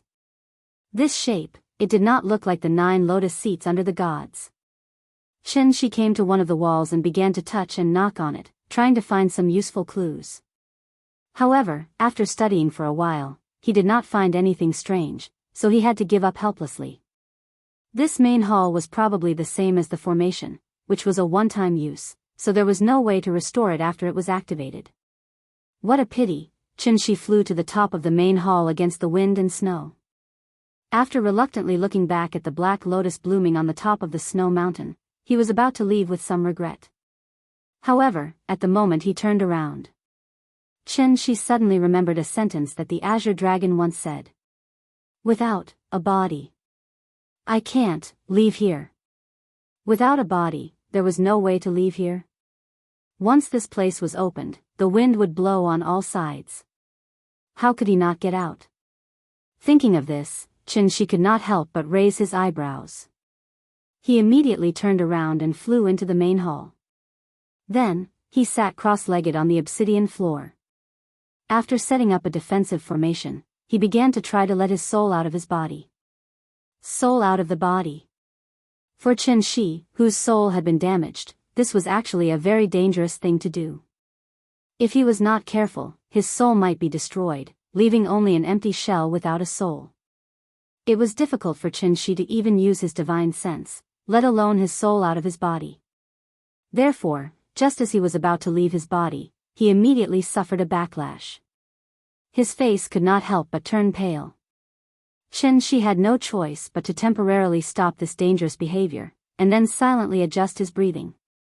Danger always accompanied opportunity. This cultivation place was extremely tempting to Qianxi, so he did not want to give it up. Therefore, after a simple adjustment, Qianxi began to try again. Bit by bit, he let his soul out of his body. The shape of the soul was not fixed.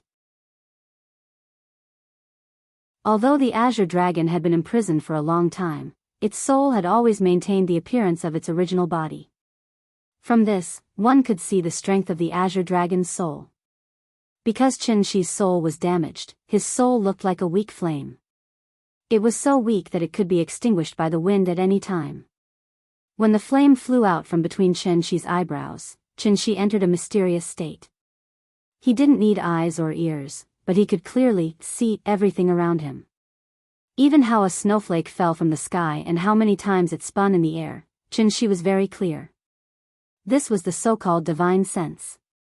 It was a type of perception that transcended the 5 senses. It was like a radar, and even the rustling of grass in the wind could not escape his divine sense. After his soul left his body, Qianxi, who had turned into a flame, carefully approached the edge of the hall. And just as Qianxi's soul was about to float out of the hall, a bright light suddenly appeared in front of him. Sure enough. Although the hall was still in the shape of a lotus platform, when Qianxi's soul approached the edge of the lotus platform, circles of strange light patterns immediately appeared around him. Looking carefully, the light patterns were exactly the same as the patterns carved on the dome. Looking at the ground, the protruding lines on the obsidian floor were also strangely glowing at this moment. In an instant, the sky and the ground were full of light patterns. Like 2 large nets, Qianxi was firmly trapped in the center of the hall. Inescapable net.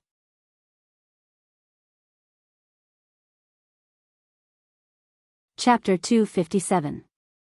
Looking at the strange light patterns that covered the sky in front of him, Qianxi was not surprised, but happy. Through the perception of his divine sense, he had already keenly noticed that the diamond-shaped crystal in his hand had a new change. The dense purple gas in the middle of the crystal was originally in the shape of a whirlpool, but when Xianxi's divine sense floated to the edge of the hall, the whirlpool immediately turned into the shape of a lotus, and the shape looked somewhat similar to the current appearance of the hall. Seeing this, Xianxi immediately returned his divine sense to his body, ending this dangerous action. After his divine sense returned to his body, Xianxi was still sitting cross-legged on the ground. After silently adjusting for a while, he finally opened his eyes. Forcing his divine sense to leave his body was still too much for the current Xianxi. Therefore, after just a few minutes, his face became very pale, and he looked like a patient who had just recovered from a serious illness. However, although his face was ugly, Xianxi could not help but smile. Because he discovered a secret, and that was, this seemingly ordinary crystal was actually the legendary soul crystal. The so-called soul crystal was actually a strange crystal that could host the divine sense. This kind of crystal was also very rare in the Tianyuan world. The soul crystal was very precious. On one hand, it was extremely rare, and on the other hand, it was a necessary material to refine divine sense attack-type magic treasures. In addition to being able to refine magic treasures, the soul crystal, as a kind of spiritual treasure, had the effect of warming and nourishing the divine sense. With the environment on Earth, it was obviously impossible to breed a magical medicine that could heal divine sense injuries. Therefore, this soul crystal was definitely a life-saving straw for Xianxi, whose divine sense was injured. No wonder this hall could imprison the azure dragon's divine sense, it was obviously because of this soul crystal. Thinking of this, Xianxi had a rough understanding of the mechanism of the hall's operation. Using the soul crystal as the eye of the formation to imprison the azure dragon, who was only left with his divine sense. And the reason why Tiangang and the others had not triggered any mechanism after being trapped for more than a month was, they were not immortal cultivators, so they did not have enough pure true essence to trigger the mechanism. Therefore, this array formation and the main hall were obviously set up by immortal cultivators. Moreover, this unknown, immortal cultivator was at least at the insightful emptiness realm. Otherwise, it would be impossible for him to set up such a grand formation that involved the true meaning of the word void. With the soul crystal as the core of the formation, if not for his appearance and triggering the mechanism in the hall, the azure dragon who had lost his physical body would never have been able to escape the seal. There are also immortal cultivators on Earth? Thinking of this, Xianxi suddenly frowned. It was said that the proud dragon had no regrets, but now he was a little regretful. He should have left Azure Dragon alive to interrogate him, but what was done, and there was no point in regretting it now. Therefore, Xianxi could only put this question aside for the time being. Then, he closed his eyes and concentrated, trying to let his spirit enter the soul crystal. The soul fire once again flew out from between Xianxi's eyebrows, and then directly flew into the diamond-shaped crystal in his hand. After Xianxi's spirit flew into the soul crystal, a feeling as warm as the sun in March immediately enveloped his spirit. It was a very wonderful experience, and it made Xianxi feel very comfortable. His injured spirit could only sense things within a radius of 10 meters, but after his spirit entered the soul crystal, the range of Xianxi's divine sense suddenly expanded and covered the entire mountain in an instant. In an instant, with the crystal as the center, Xianxi could sense every movement in the wind and grass. This feeling, he had not experienced it for a long time. Nourishing the spirit was an additional effect of the soul crystal. Naturally, it would not be as fast as the magic medicine, and it would take a long time. Therefore, at this time, Xianxi could not help but think of the main hall. As soon as he thought of this, a series of rumbling sounds suddenly came from the hall. Following that, the 16 walls began to slowly rise up and gradually close together. The main hall changed back to its original appearance. The soul crystal, which was the core of the array, could still control the main hall. Seeing this, Xianxi could not help but feel happy. He immediately counted silently in his heart. He wanted to calculate the difference between the flow of time in the main hall and the outside world. Xianxi enjoyed the nourishment of the soul crystal as he counted seriously. When he counted to 10,000, Xianxi thought of something again. The main hall was suddenly like a remote-controlled toy, and it slowly bloomed with a rumbling sound. Each number was exactly 1 second. In other words, he stayed in the main hall for about 166 minutes. Before the main hall was fully opened, Xianxia excitedly flew out of the main hall and rushed directly in the direction of the temporary laboratory. When he brought everyone back to the laboratory, it was about 1:30 in the morning. He counted 10,000 seconds in the main hall. 166 minutes, which was 7 hours. According to the flow of time that Tiangang said, if the main hall did not lose its effect, then only about 2 minutes had passed in the outside world. The more Xianxia thought about it, the more excited he became. He quickly rushed back to the oasis from the top of the mountain. There was a quartz clock in the temporary laboratory. The answer he wanted was there. The wind and snow were still in the sky. Thick dark clouds blocked the moonlight, so the surroundings were pitch black. After nervously opening the storm door of the laboratory, Xianxia saw Tiangang and the others, who were still unconscious. In the dim laboratory, only one energy-saving lamp was still on. Next to the energy-saving lamp was the quartz clock that professor he had brought. Xianxia walked to the table and looked down at the time on the table. He was stunned.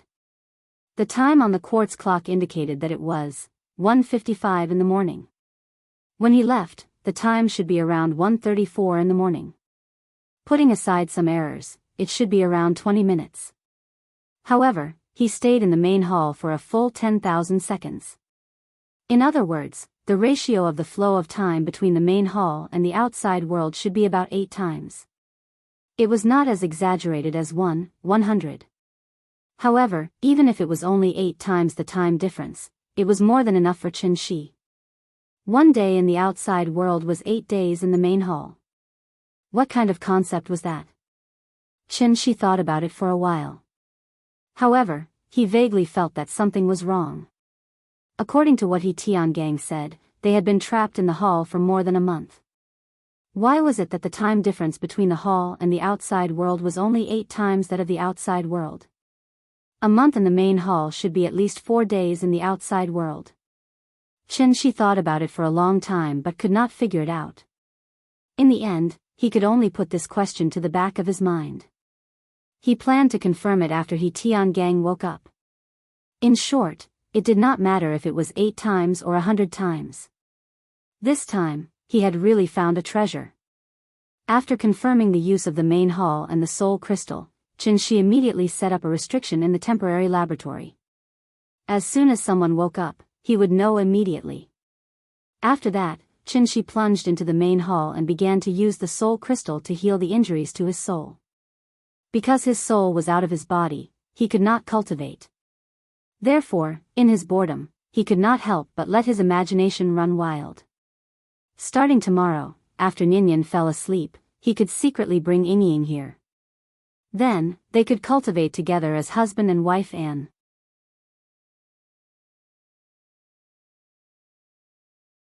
Chapter 258.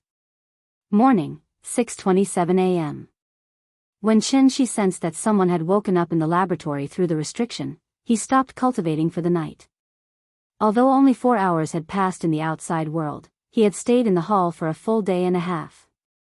Time and space were concepts that were both independent and interconnected. This was not the heavenly jade realm, but Earth. Other people only had 24 hours a day on Earth, and Xianxia was also on Earth. However, he could extend his day to nearly 200 hours through the hall. What did 200 hours mean? It was enough to turn a newbie who didn't even know how to loot a bag into a sly old fox who lay in the bushes and waited patiently for a delivery. This kind of miraculous effect that could be called a miracle naturally moved Xianxia, who had never been moved by external things. As for why the flow of time in the hall was different from the outside world, this question was too profound and was completely beyond the level of a soul formation cultivator. Therefore, Xianxia was at a loss at this moment. He couldn't figure it out. Although the hall was very mysterious, Xianxia vaguely felt a sense of anticipation in his heart. Perhaps, this hall, which involved the true meaning of time, was not only an excellent place for cultivation, but also a necessary step for him to take another step above the soul formation stage. The hall was too important for Xianxia. Therefore, when he left, Qianxi set up an illusion formation around the hall and hid the hall openly. From now on, this would be his secret base. For this, Qianxi had even made up a very believable story.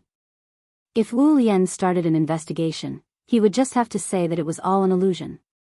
The reason why he Tiangang and the others were trapped in the hall for more than a month was because they were under an illusion and mistakenly thought that they had been trapped in the hall for more than a month. In reality, they had only slept for one night and had a very, very long dream. Since the hall and the formation were both dreams, then the Azure Dragon was also a product of the dream. From the beginning to the end, Qianxi only did one thing, and that was to wake them up from their dreams. As for why everyone had the same dream, it was because the illusion was affecting everyone. In addition, the reason why the team had lost members was because the illusion had misled these weak-willed members. It was like sleepwalking, causing them to leave the camp in an unconscious state and then completely disappear in the vast snowy mountains. This trip probably bodes ill rather than well. In short, being able to survive was all due to luck. Everything that everyone experienced was just a dream and illusion. It was a perfect explanation. At the same time, it was Qianxi's white lie. After all, what was the point of Wu Lian sending so many people if even he couldn't figure it out? I'll fool him first, and he'll slowly investigate in the future. By the time Qianxi returned to the laboratory, only the two neutralizing grandmasters were awake. When he Tiangang and the professors woke up, it was already 10:00 in the morning.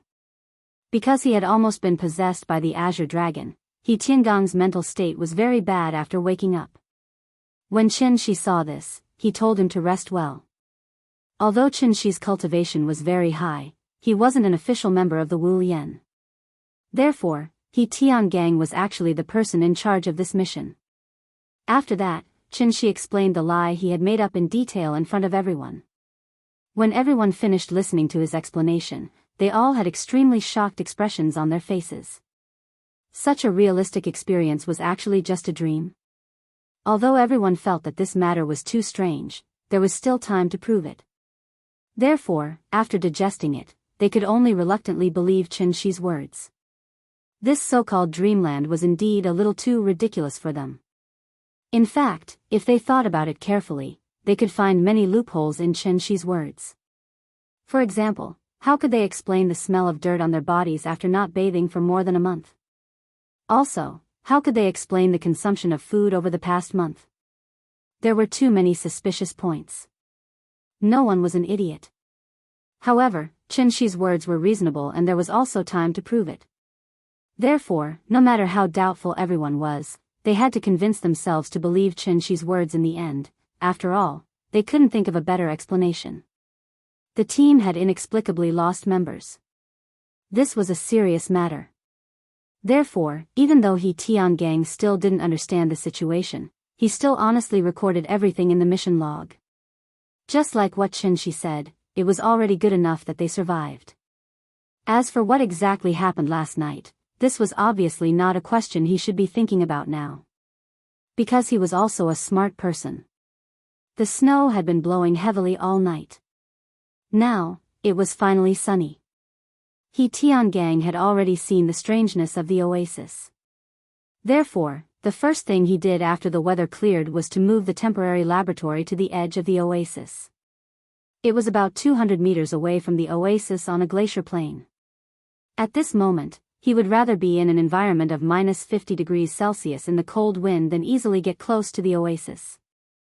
As long as the professors finished collecting the data, he Tiangang could take everyone on a trip and leave. However, this process would take about 10 hours. Because of this, he Tiangang's heart was almost in his throat. He could only keep praying in his heart that nothing would go wrong. Unlike he Tiangang who was on tenterhooks, Qianxi was very calm. After patrolling the area with everyone, Qianxi stuffed a stone into he Tiangang's hand. The spirit fog dissipated and the mysterious 5 elements formation also disappeared. Although the hall didn't disappear, the soul crystal, which was the core of the formation, was in his hands. The danger was gone, so Qianxi was thinking, was it time for him to get off work and go home? It was almost noon. If Nian didn't see him when she woke up, would she cry to Yingying? When he thought of the little girl's clingy look, Xianxia suddenly became eager to go home. He couldn't wait to fly back to the little girl's side. After last night's experience, when Tiangang saw Xianxia handing over another stone, he didn't even wait for Xianxia to speak. Tiangang rushed to take the stone and smiled. I understand. Mr. Chen, go do your work. I'll throw the stone if there's anything. Hearing this, Xianxia suddenly smiled. Saving his life was worth it. This Tiangang was interesting. After talking with Tiangang, Xianxia left the Siakan Glacier. When he returned to Chengdu, it was already 1:00 in the afternoon. Xianxia hid his body and landed in a secluded alley behind Wuhou Shrine Street. He had just walked out of the alley and looked up to see that the entrance of Aunt Zhang's neighborhood was crowded with people. A police car was parked by the side of the road. Many people surrounded the security booth and discussed. Looking at the situation, it seemed that something big had happened in the neighborhood. Although they were separated by a street, Xianxia's ears were very sharp. Therefore, when he walked to the neighborhood, a conversation among the onlookers instantly made Xianxia frown. I heard that a child was kidnapped. What a big child. 4 or 5 years old. Is it a boy or a girl? Little girl, she looks so obedient. Oh, why don't those bastards get their retribution? Xiao Qiu is so wicked. He's probably been hit by a car and died on the road. Attention Lamake 666.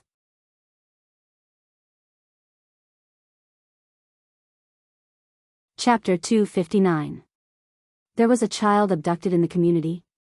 A 4 or 5-year-old child, a little girl. When Xianxia heard this conversation, he couldn't help but frown deeply. Although he also knew that it was impossible for Niannian to be abducted, as a father, Xianxia still subconsciously thought of Niannian, so his heart was more or less a little nervous. There weren't many things in this world that could make him nervous. Niannian's safety was obviously the first priority. But Niannian couldn't have been abducted. Impossible. Absolutely impossible. Even if the earth exploded, it was impossible. This was because he put a lot of enchantment magic weapons on Niannian. Once the enchantment was triggered, even if Xianxia was far away on the moon, he would immediately know. Moreover, with Qin Ruoying and Aunt Zhang's meticulousness, it was obviously impossible for them to let Niannian run around alone, so they basically eliminated the possibility of Niannian getting lost. However, even if he knew that this was impossible, Xianxia was still a little worried, so he subconsciously quickened his pace. In the blink of an eye, he had already arrived at the gate of the community. Auntie Zhang's neighborhood was an old-fashioned neighborhood that didn't even have elevators. Naturally, there wouldn't be any grand decorations at the entrance of such a neighborhood. Even the railings for parking fees were only built after cars became popular. There were many people gathered at the gate of the community, most of them were uncles and aunties above the age of 40. The family who lost the child lived in the building next to Aunt Zhang's. The child's parents had to work, so it was usually the grandparents who took care of the child. Now that the child was lost, the old couple could only sit on the ground and cry helplessly. The old couple was so sad that they couldn't speak, but the onlookers were talking one after another, giving the police who came to check the situation a headache. After all, losing a child attracted more attention than jumping off a building. There were only 3 surveillance cameras in the community, and one of them was at the gate. However, the resolution of these cameras wasn't high, and they were in black and white, so the images looked very blurry. After the police checked the surveillance footage based on the time when the child went missing, it took them a lot of effort to find the footage of the child leaving the neighborhood. The child ran out on her own, but she was following behind a woman riding an electric scooter.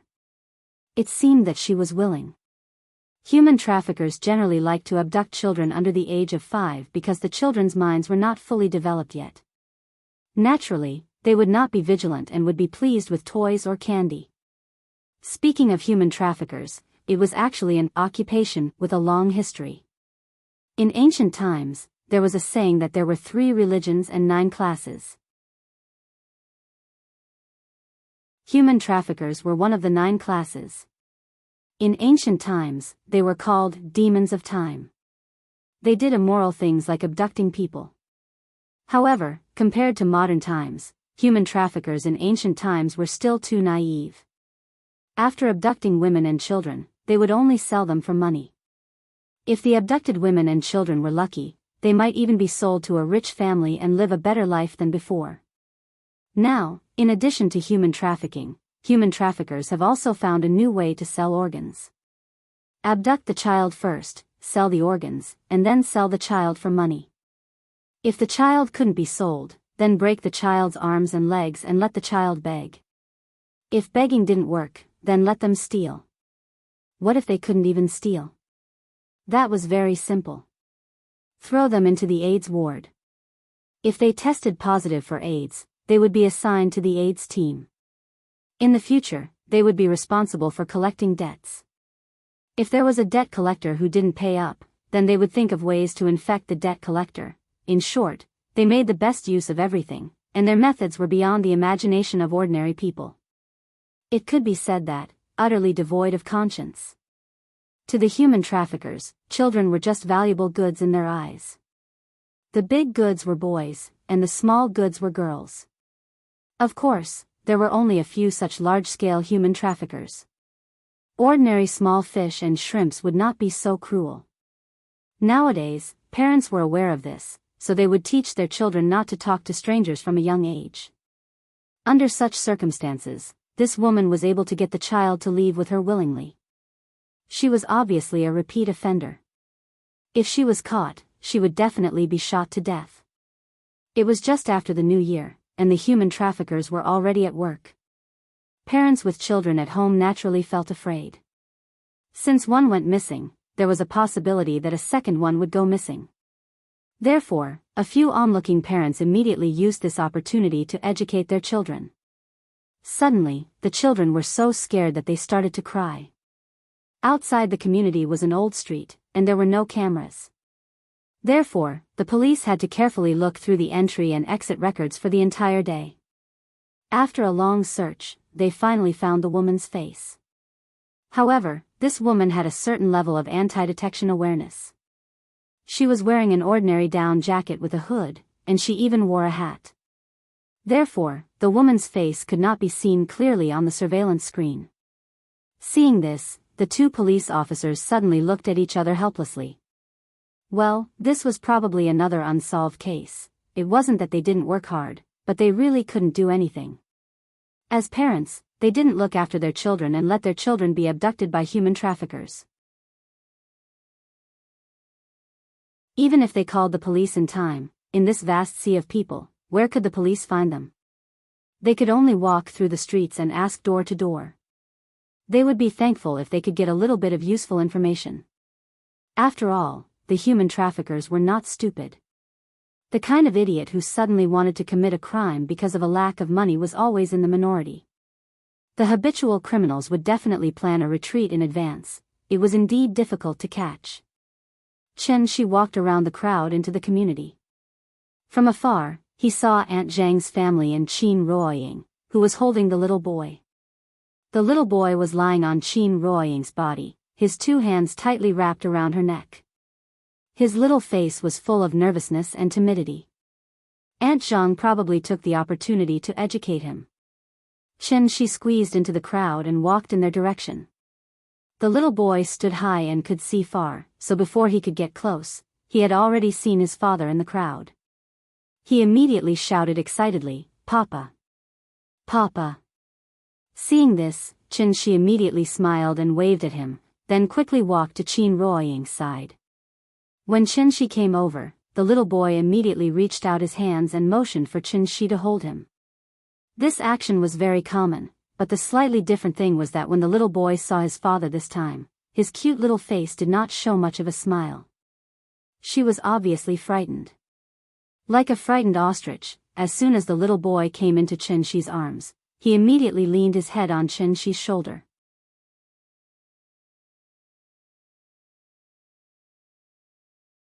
Chapter 260.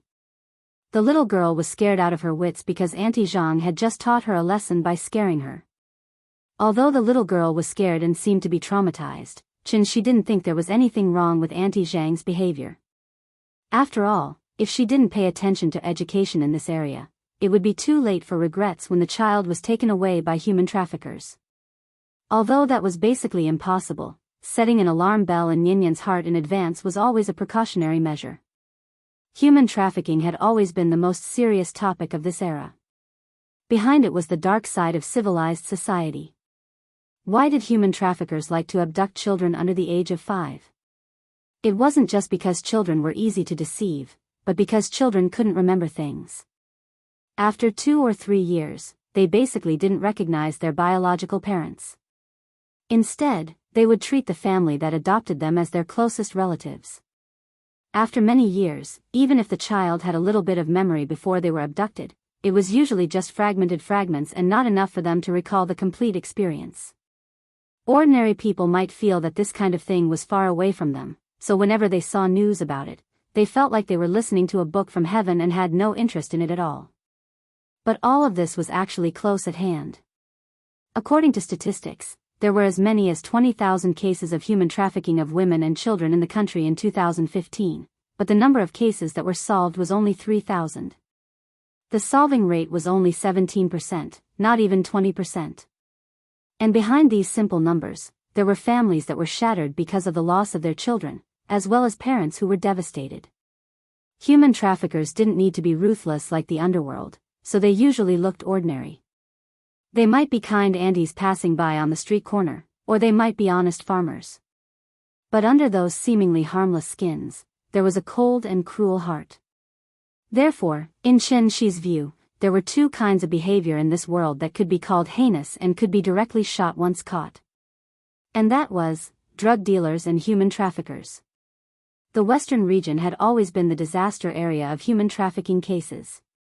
Although Chengdu had successfully become a new first-tier city in recent years, this kind of thing was still a common occurrence. Auntie Zhang's goal of educating the child had been achieved, so she waved her hand and asked everyone to go home. During this time, she pursed her lips and didn't say a single word.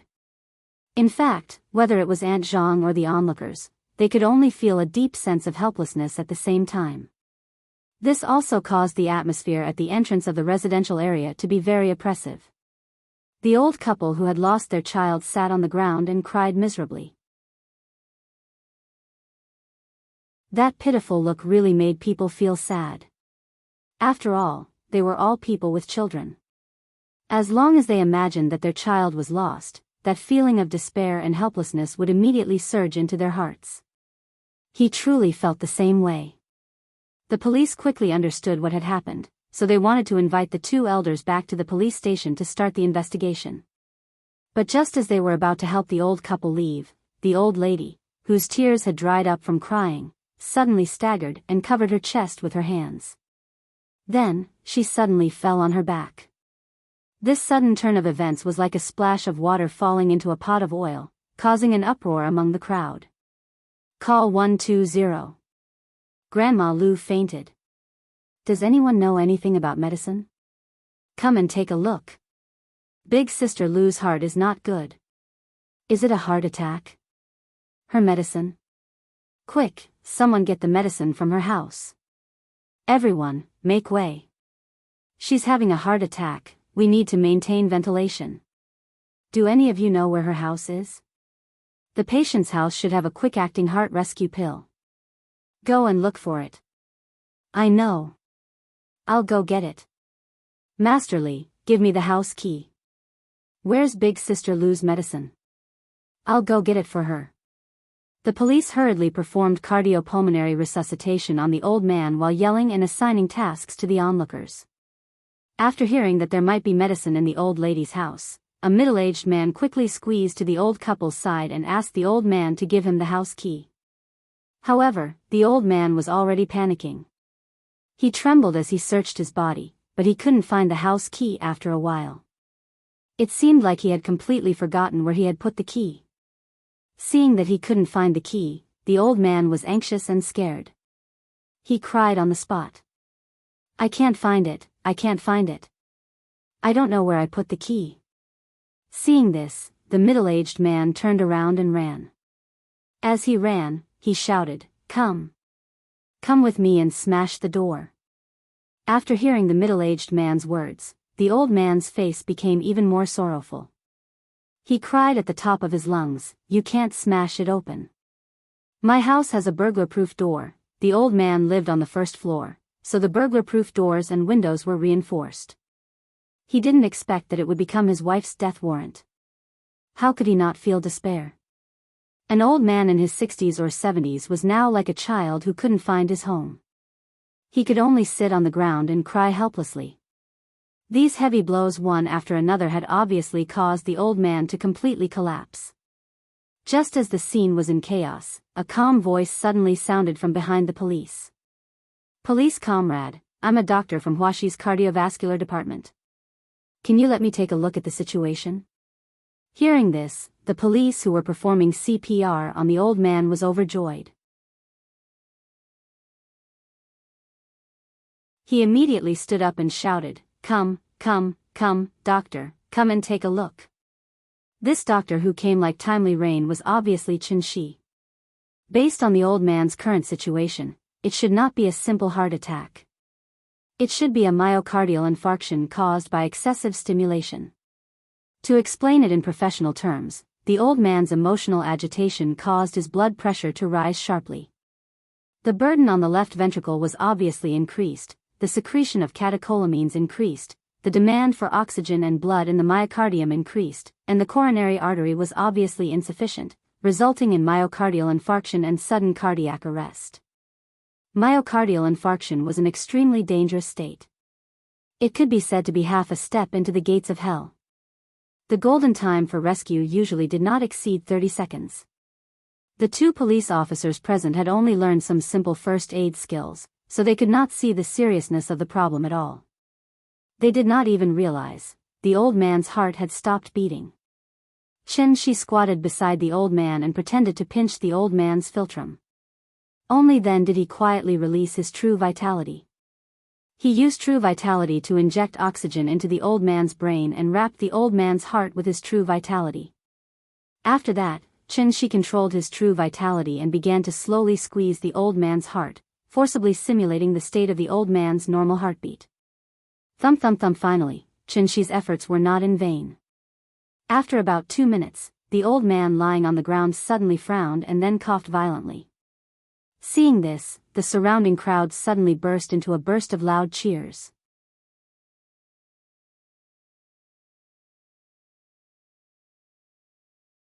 Chapter 261.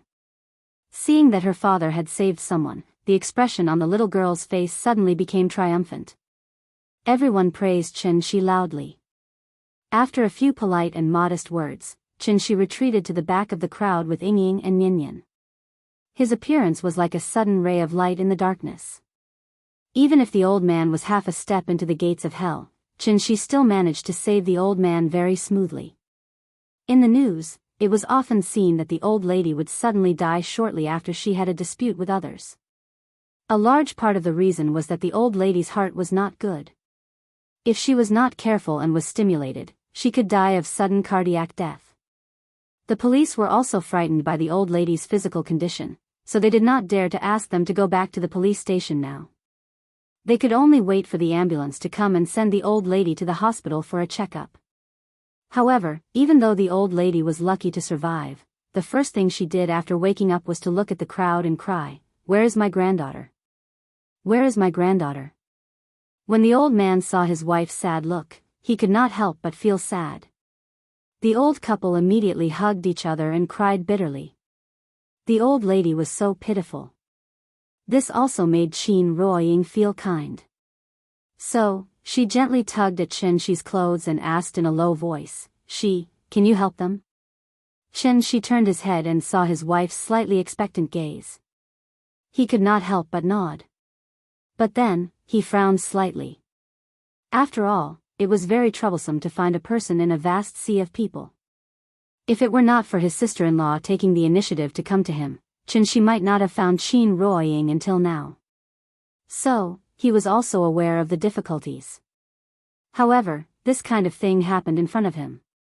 Seeing the old lady's pitiful appearance, Qin Shi still felt a little sorry for her. So, he made up his mind to find their child for them. As for how to find her, he had to think about it carefully. So, Qianxi came to the security room and asked to see the surveillance video. Because he had just saved the old lady, the security guard's attitude towards him was very friendly. Almost as soon as Qianxi suggested his idea, the security guard began to retrieve the surveillance footage for him. I saw that woman come in. She was riding a battery-powered scooter. She should be in her 40s or 50s, but it was just a glimpse, so I can't remember clearly. Do you have a picture of the child? Yes, this is a recent photo of the doll. Uncle Li just showed this to the police. I saved a copy, and I'm going to put up a missing person notice on the door later. Qianxi looked at the child's photo carefully. After memorizing the child's appearance, he nodded and said to the security guard, "Okay, I'll go out and ask my friends to help me see if there are any clues about the child." After seeing the surveillance camera and the child's photo from the security guard, Qianxi returned to Qin Ruoying's side. When the little fellow heard that her father was going to help find someone, she immediately pulled a long face and cheered for Qianxi righteously, "Papa, you can do it.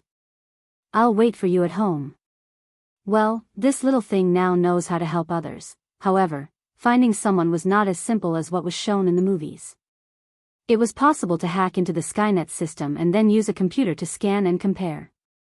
Although this operation was feasible to a certain extent, the success rate was far lower than imagined. After all, as long as it was not an impulsive crime, the criminals would definitely check out the place in advance and try to avoid the surveillance cameras when committing the crime. They would also disguise themselves to a certain extent. Although Qianxi's divine sense had recovered a little, the range was still too small. The scanning radius of only more than 10 meters was not even as far as he could see directly with his eyes. Because the injury to his divine sense had not fully recovered, Qianxi could not use search spells such as bloodline tracking or divine sense searching. Now, it was really too difficult for him to find a child who had been abducted and sold in a city with an area of more than 800 square kilometers and a resident population of more than 10 million. However, although it was difficult, since he had promised Yingying that he would help the old lady, Qianxi would try his best to do it. He would just take it as accumulating good karma for himself. Although he could not directly find out the whereabouts of the human traffickers, Qianxi could use his own reasoning to find them. How to reason? It was actually very simple. First of all, the left turn out of the neighborhood was Wuho Temple Street, and the right turn was the alley where Qianxi had landed on his way back. After the human traffickers had deceived the child, it was impossible for them to run to the main street, so the alley without cameras was the only choice. The child was about the same age as Niannian. At the age of 4, the child already had his own consciousness. Once the child found out that he had been deceived, he would definitely cry and make a fuss. Therefore, the human traffickers would not choose to leave Chengdu by bus or train. They must have their own means of transportation, and it was very likely that it was a cheap and affordable van or a second-hand car. Of course, if the human traffickers did not have a means of transportation, it would be easier. They would definitely temporarily put the child in a stronghold and then contact a car for transportation. Time was another key clue. From the time the child went missing until now, it had not been more than an hour. In just a short hour, a human trafficker who had successfully abducted a child would not dare to take the child through the streets and alleys and wander around the main streets of Chengdu. Therefore, the child was now either in a stronghold nearby, or in a van that was heading out of the city. Thinking of this, Qianxi immediately called Qin Shueqing.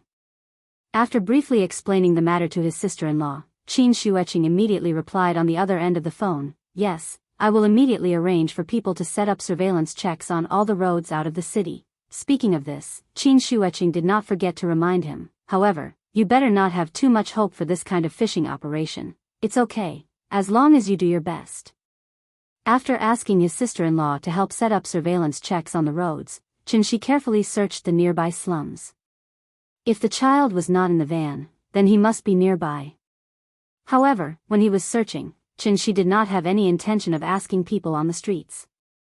The reason was very simple. Not everyone was like him. Even if a human trafficker passed by the shop owner with the child, the shop owner would not necessarily remember that he had seen such a person before. After all, in daily life, unless one was bored to death, who would deliberately remember the appearance of a passerby? Xianxia flew in the sky and carefully observed the environment of the streets below. In recent years, the buildings in Chengdu had been getting taller and taller, but there were still many slums that had not been renovated within the second ring road. Aunt Zhang's house was in an old neighborhood, so although there was a bustling Wuho temple outside the neighborhood, there was a large slum area that was waiting to be renovated behind it. The living conditions in the slums were poor, and the rent was low. Most of the people who lived here were foreigners who came to Chengdu to work. Xianxia flew slowly in the sky, and at the same time, he constantly observed the distribution of the nearby cameras. He could only rely on his intuition to find the child. After all, human traffickers were also a kind of head-killing business. It was not because of the law, but because once they were caught by the people, they could be beaten to death by angry people.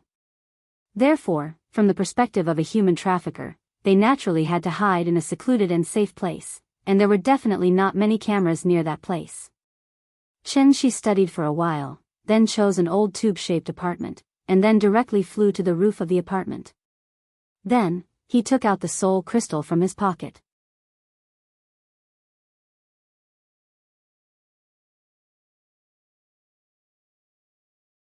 Chapter 262. The tube-shaped apartment was a unique product of the 70s and 80s. This kind of house was like a student dormitory today. There was a long corridor connecting many single rooms, each of which was about 10 square meters. The living environment in the tube-shaped apartment was very poor, and because it had been in disrepair for many years, most of it had become dangerous. The owners basically looked forward to urban renovation and demolition all day long. Since the living conditions were so bad, it was obvious that the rent was very cheap. Perhaps because the new year had just started, most of the migrant workers were still in their hometown and had not returned to the city to work, so there were not many residents in this tube-shaped apartment. Xianxia sat cross-legged on the rooftop, then held the soul crystal in his hand. He wanted to use the soul crystal to expand the range of his divine sense, so that he could carefully search this shantytown. If he couldn't find it, then he could only put all his hopes on his sister-in-law. Although she was not his child, he had already promised to help the old man find his child, so Xianxia naturally had to do his best. Therefore, after a simple adjustment, Xianxia calmed his breath, then drove his divine sense into the soul crystal. The moment his divine sense entered the soul crystal, Xianxia seemed to have become a dolphin, and began to spread his divine sense outward in a way similar to using sonar. What was divine sense? It was a way of perception that transcended the five senses, somewhat similar to the legendary sixth sense. Even if Xianxia closed his eyes, with him as the center, everything within a radius of hundreds of meters was under his control. A world in a flower, a Bodhi in a leaf. Within the range of his divine sense, he could immediately detect the slightest movement of everything in the world. Even the tiny flies in the gutter, or the earthworms hidden in the soil, no matter how well they hid, could not escape Xianxia's discerning eyes. This was divine sense. The tube-shaped apartment was a dormitory that the public institution had assigned to the employees in the past. There were a total of 3 buildings, covering an area of about 2,000 square meters. With the enhancement of the soul crystal, Xianxia scanned the 3 buildings almost instantly. Good Lord, this scan is amazing. Xianxia was now on the rooftop of Building 1, and there was actually a corpse hidden in the building below him. Why was it hidden? It was because the corpse was sealed with cement in the bathroom at the end of the corridor. The toilets and bathrooms in the apartment were all shared. The body was under the sink in the bathroom, sealed inside with cement and bricks. In addition to the corpses, there were also many drugs hidden in these 3 buildings. Presumably, there were many drug addicts living here. It had to be said that Xianxia had found the right place.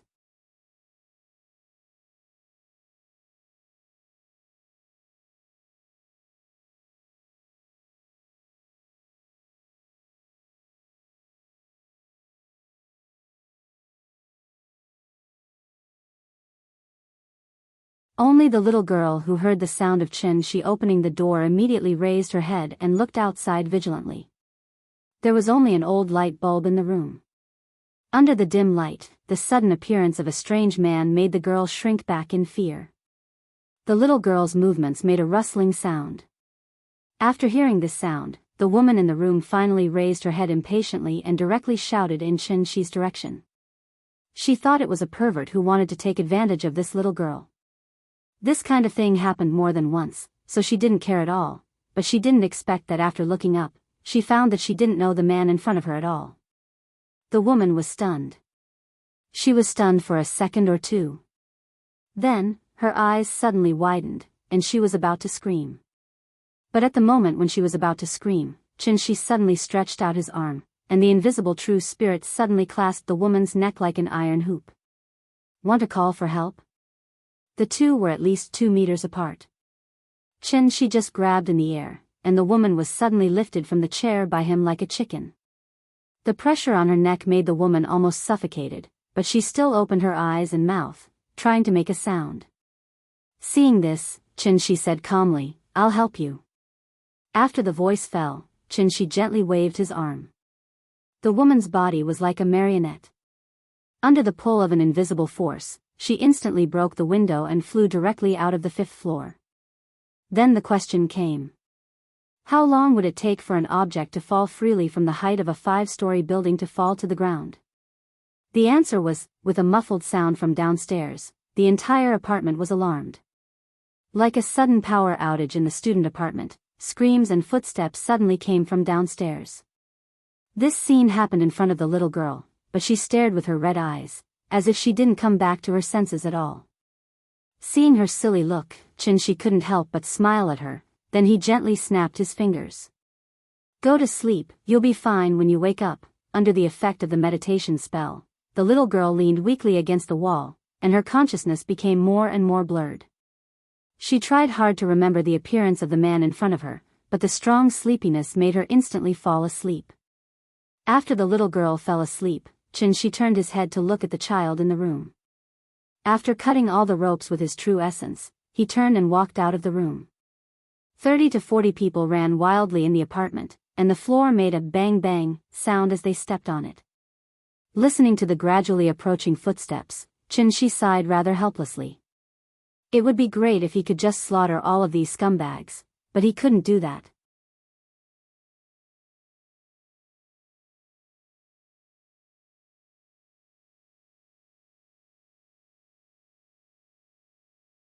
Chapter 264.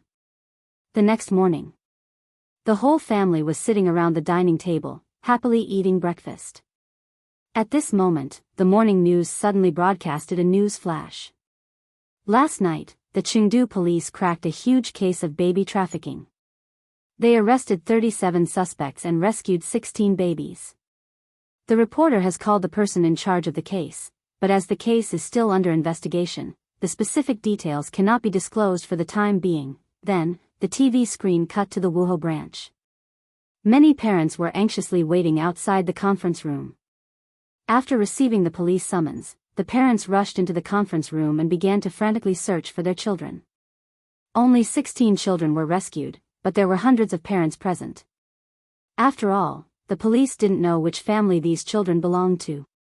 Therefore, they could only invite the parents who had recently lost their children to come over and hold such a family reunion. The old couple was quite lucky. The first thing they saw after entering was their granddaughter, Tingting.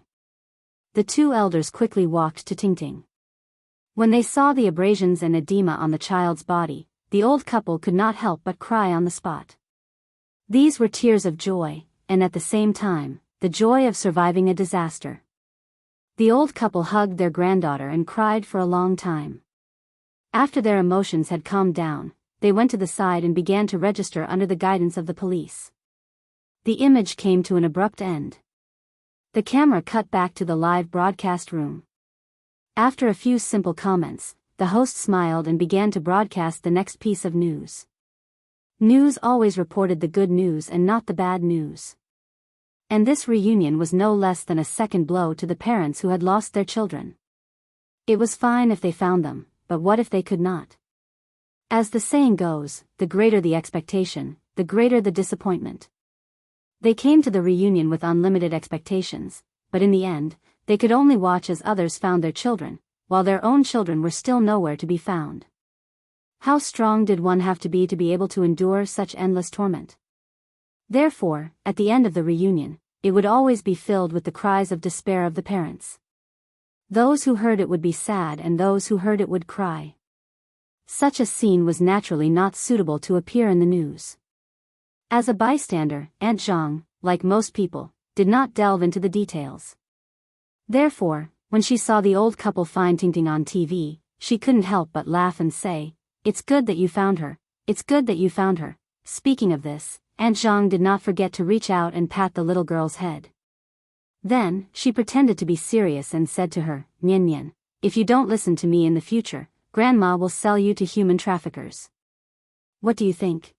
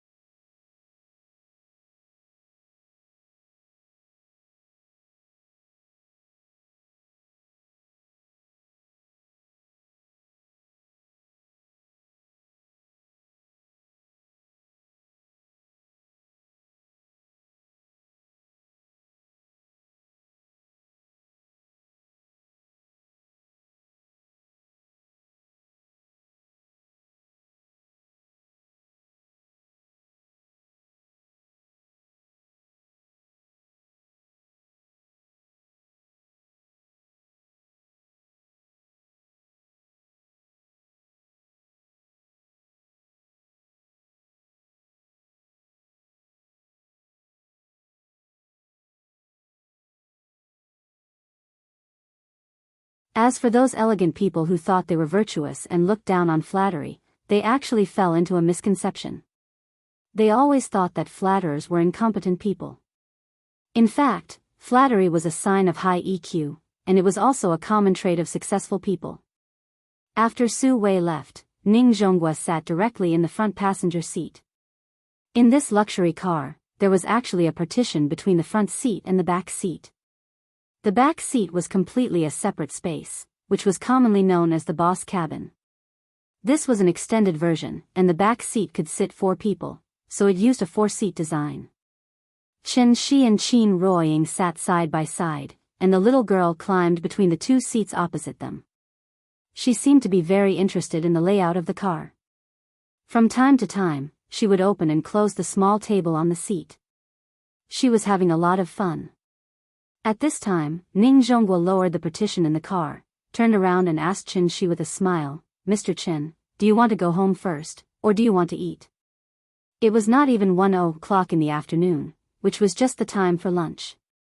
Su Wei and Ning Zhonghua spent so much effort just to treat Chen Shi's family to a meal. Hearing this, Chen Shi immediately turned his head and looked at Qin Ruoying. It was all up to his wife. Seeing this, Qin Ruoying first looked at the tall terminal through the window, then asked the little girl, "Nian Nian, are you hungry?" "I'm not hungry." The little girl was busy fiddling with the car refrigerator in the middle of the armrest, and she didn't even raise her head. After getting off the plane, she clamored for Chen Shi to buy her KFC. After eating a hamburger, she was naturally not hungry at all. Looking at the little girl who was tossing and turning in the opposite seat, Qin Ruoying thought for a moment, then suddenly smiled at Chen Shi and said, "It's still early. How about we go back to school?" Back to school? Chen Shi was stunned for a moment. He really didn't expect Qin Ruoying to want to go here after returning to Zhonghai. But after thinking about it, Chen Shi still understood Qin Ruoying's idea. So, he smiled and said to Ning Zhonghua, "President Ning, to Zhonghai University, sorry to trouble you." Perhaps because he was in a good mood, Chen Shi's pleasant appearance at the moment made Ning Zhonghua feel flattered. He quickly replied happily, "Okay, Mr. Chen, take a rest, we'll be there soon." Under the gray sky, a fleet of luxury cars drove from the airport to Zhonghai University. Because he didn't want to be too eye-catching, Chen Shi asked the fleet to stop on the street some distance away from the school gate. Then, he held the little girl in one hand and Qin Ruoying in the other, and the family of 3 slowly walked to the place that represented the beginning. Time flew by, and the years flew by. What a blissful year, fleeting past. Time did not leave any mark on the couple's faces.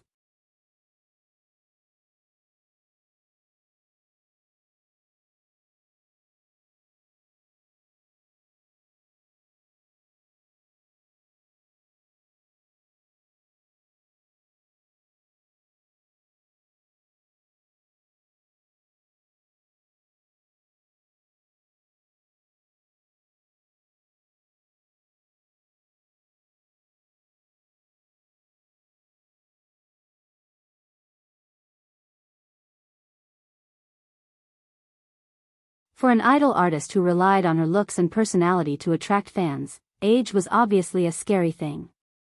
After all, Qin Ruoying, who was the same age as her, was already a mother of a 5-year-old child. On the other hand, Ni Qianxian still had to play the role of a pure and lovely girl in front of the public. This kind of situation where his appearance did not match his actual age was really suspicious. Would she show symptoms of schizophrenia? Because of the little girl's protective talisman, the students forcibly made room for the family of 3 in the front row. After hearing Chen Shi's words, Qin Ruoying immediately looked in the direction that Chen Shi was pointing at. It's really her, Ni Qianyu. She's a big star now? Ni Qianxian and Qin Ruoying were students of the same major, so they usually saw each other frequently. Although their relationship was not considered close, after so many years after graduation, suddenly meeting an old classmate of hers naturally gave people a sense of closeness. Ni Qianxian had only entered the entertainment industry after graduating from university. She could be considered to be one of those talented people. After acting in a web drama, her acting skills had improved rapidly.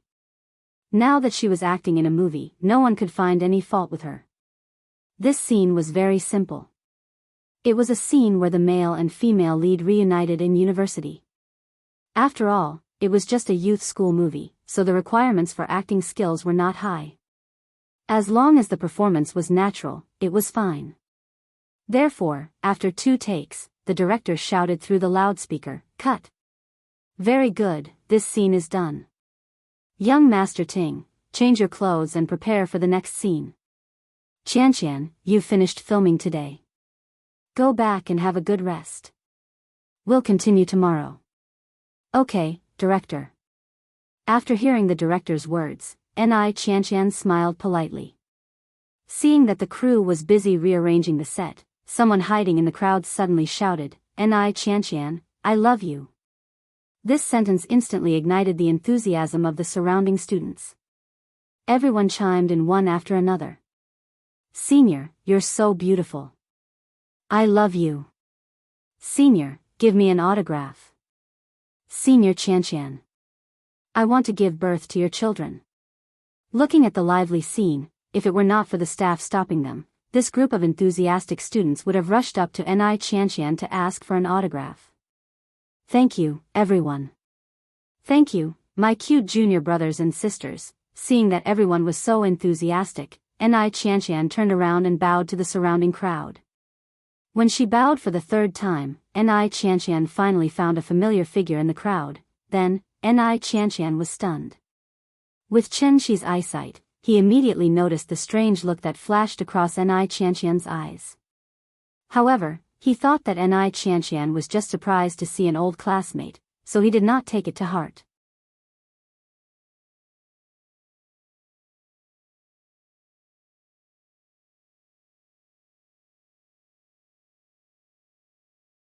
Chapter 271. Ni Qianxian simply hummed a few words. Her voice was very pleasant and it seemed like she had learned to sing before. Therefore, such a seemingly vulgar online song had a different flavor under her interpretation. Looking at Qin Ruoying's puzzled expression, Ni Qianxian suddenly smiled and said, "Yingying, 10 years have passed and you're even prettier than before. You're indeed worthy of being the campus belle of our batch." Qin Ruoying smiled and shook her head when she heard that. She turned to look at the little girl in Chen Shi's arms and replied, "I can't afford to be called that. You, on the other hand, are now a big star and the juniors outside are all your fans." Haha. Ni Qianxian looked at the crowd outside the resting area and a faint smile flashed across her face.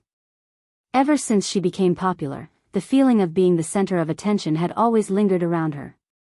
From the initial discomfort to the current calmness, Ni Qianxian had a very rich psychological experience. She was now like a goddess standing on the clouds. This gave Ni Qianxian a lot of confidence. For example, when she faced the goddess in front of her who once made her feel ashamed, Ni Qianxian could not help but feel pity for her. With Qin Ruoying's beauty, Ni Qianxian would not be surprised if she became the second sister Milk Tea. However, she still married the poor guy that everyone looked down on and even gave birth to a daughter for him. Although their family seemed to be very happy now, such an ordinary life was definitely not what Ni Qianxian wanted. What a pity. Ni Qianxian felt pity for Qin Ruoying because she had been in the entertainment industry for many years and had a pair of discerning eyes. Just like Tang Wei's character in When Beijing Meets Seattle 2, Ni Qianxian could easily determine the total value of Qin Ruoying's clothes with just a casual glance. Qin Ruoying didn't wear any jewelry or watches. Although the simple gray coat looked like it was custom-made, it still couldn't hide the rough workmanship of the coat itself. A conservative estimate was that she was only worth 500 yuan from head to toe. Looking at Chen Shi and the little girl, they were also dressed in cheap clothes. If a man was really capable, he would obviously not mistreat his wife and daughter. Therefore, Ni Qianxian came to a conclusion. The family of three in front of her was not very rich and might even be a little short of money. As the saying went, a woman should be raised well. Although Qin Ruoying still looked glamorous now, what would happen in a few years? Women needed maintenance and maintenance needed money. Perhaps she would only truly understand these principles when she grew old and exhausted the beauty bestowed upon her by the heavens. In order to avoid looking down on others, Ni Qianxian also asked about Chen Shi and Qin Ruoying's current work situation during the chat.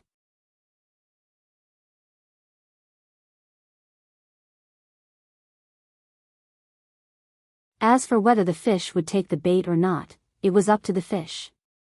Ni Qianxian was half lying on the seat confidently. She even began to look forward to the moment when Qin Ruoying would chat with her on WeChat. However, when Ni Qianxian was resting with her face mask on, the assistant's voice sounded again. Sister Qianxian, look, that person seems to be CEO Su from Weixing Pharmaceutical. Hey, the one next to him should be CEO Ning from China Ocean Corporation, right? Why are they here? As a celebrity assistant, there were actually a lot of things to learn. For example, she had to at least know some business moguls. What were business moguls to celebrities? They were scripts. They were resources. They were everything. To sum it up in two simple and crude words, that was, sugar daddy. As long as the sugar daddy was strong enough, even an internet celebrity could be smashed by a rich businessman. Therefore, how to curry favor with the rich had become a compulsory course for celebrities. Of course, this did not mean that she had to sleep with them. Businessmen were after profits. A movie was worth hundreds of millions of investment. Did she really think that she could become the female lead just by sleeping with the financier? How could it be that simple? Businessmen would definitely not do a losing business. It was not easy to get a rich businessman to invest in her new movie. It was obviously a very effective way to make her presence known in front of a rich businessman. Therefore, Ni Qianxian immediately sat up from the chair. After making sure that she was not mistaken, she pulled off the mask on her face and quickly shouted to her assistant, "Where's my bag? Quick, quick, let me touch up my makeup." The minivan was parked in a parking space not far from the school gate. Then, Ni Qianxian started to touch up her makeup in the car. But just as she was in a hurry, something happened that left her flabbergasted. The two top business moguls in Zhonghai were like concierge at this moment. They quickly ran to Chen Shi's family, bowed and asked for instructions, and escorted Chen Shi's family to the Bentley Grand limousine. At this moment, Ni Qianxian was completely stunned. An indescribable feeling suddenly surged from her heart, and immediately, her face became rosy like a ripe rose. And this feeling of blushing, she had not experienced this for many years. The assistant saw that Ni Qianxian was still in a daze, so she could not help but remind her, "Sister Qianxian, They seemed to be leaving. Hearing this, Wuxia Xianxia suddenly trembled as if she had been electrocuted.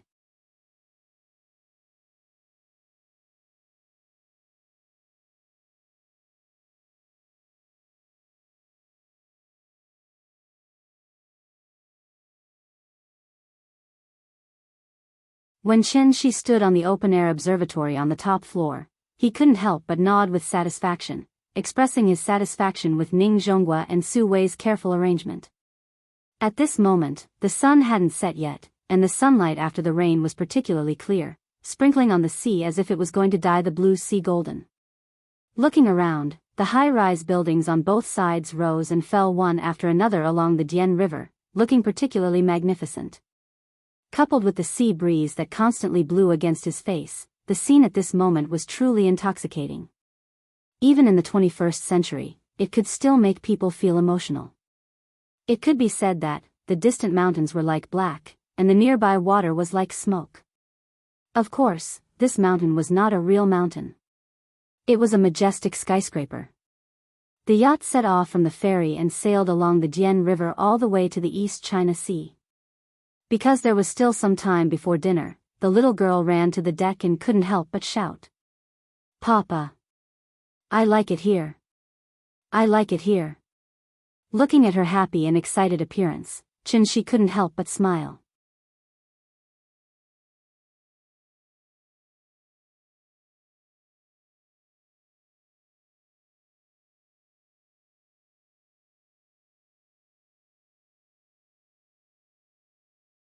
Accompanied by Nianyan's somewhat disturbing shouts, they finally returned home. Perhaps it was the same feeling as Xianxia felt when he first returned.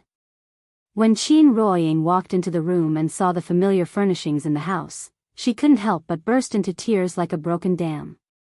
5 years. It was indeed too long. After entering the room, the little fellow ran straight to the TV. After skillfully turning on the TV, she looked back at the door.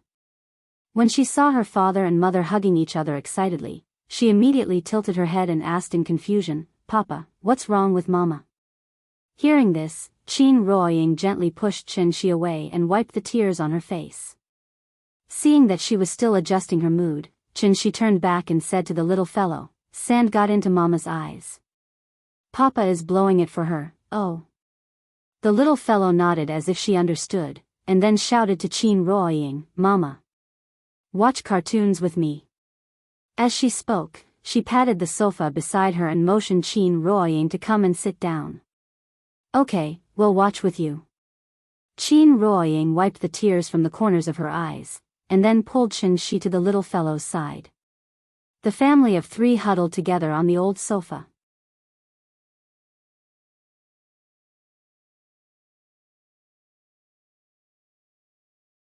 Chapter 274.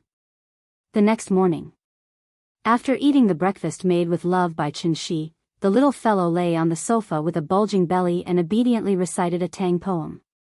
"Sleeping in spring, I hear birds singing everywhere. Wind and rain come at night, I wonder how many flowers fall." The little fellow recited very fluently, so after she finished reciting, she raised her little head and waited for her mother's praise with joy. However, what she didn't expect was that when Qin Ruoying came to her side, she didn't praise her, but patted her lightly. This made the little fellow pout unhappily. Looking at her aggrieved little face, Qin Ruoying smiled and pinched her little face, then patiently explained, "Nianyan, when you recite, you have to sit properly. Do you remember what mother taught you? You have to sit properly, and you have to stand properly. Have you forgotten it so quickly?" Hearing this, the little fellow's head immediately drooped down. After shaking her head, she seemed to realize that she was wrong, so she burrowed into Qin Ruoying's arms and said very coquettishly, "I didn't forget." "It's good that you didn't forget. Sit up, mother will recite the ancient poem with you, okay?" "Okay." After all, the child was still young, so she had to develop good living habits. Therefore, after teaching her to recite Quiet Night Thoughts and Climbing Yellow Crane Tower, Qin Ruoying allowed the little fellow to watch cartoons. While the little fellow was watching cartoons, the husband and wife softly talked about the recent schedule. Gu Lao had already brought the twins back to Shangjing. Previously, he called Qianxi to ask when they would open the door. Although the house in the Kangju district was simple, it was built by the two of them, so Qin Ruoying wanted to stay here for a few more days, which could also be considered as a kind of remembrance. But just as Qin Ruoying was recalling the little sweetness in the past, she seemed to have thought of something and suddenly asked, "Oh right, do you have Lin Xian's contact information?" "Yes, I'll find it for you." Qianxi took out his phone. After dialing Lin Xian's number, he handed the phone to Qin Ruoying.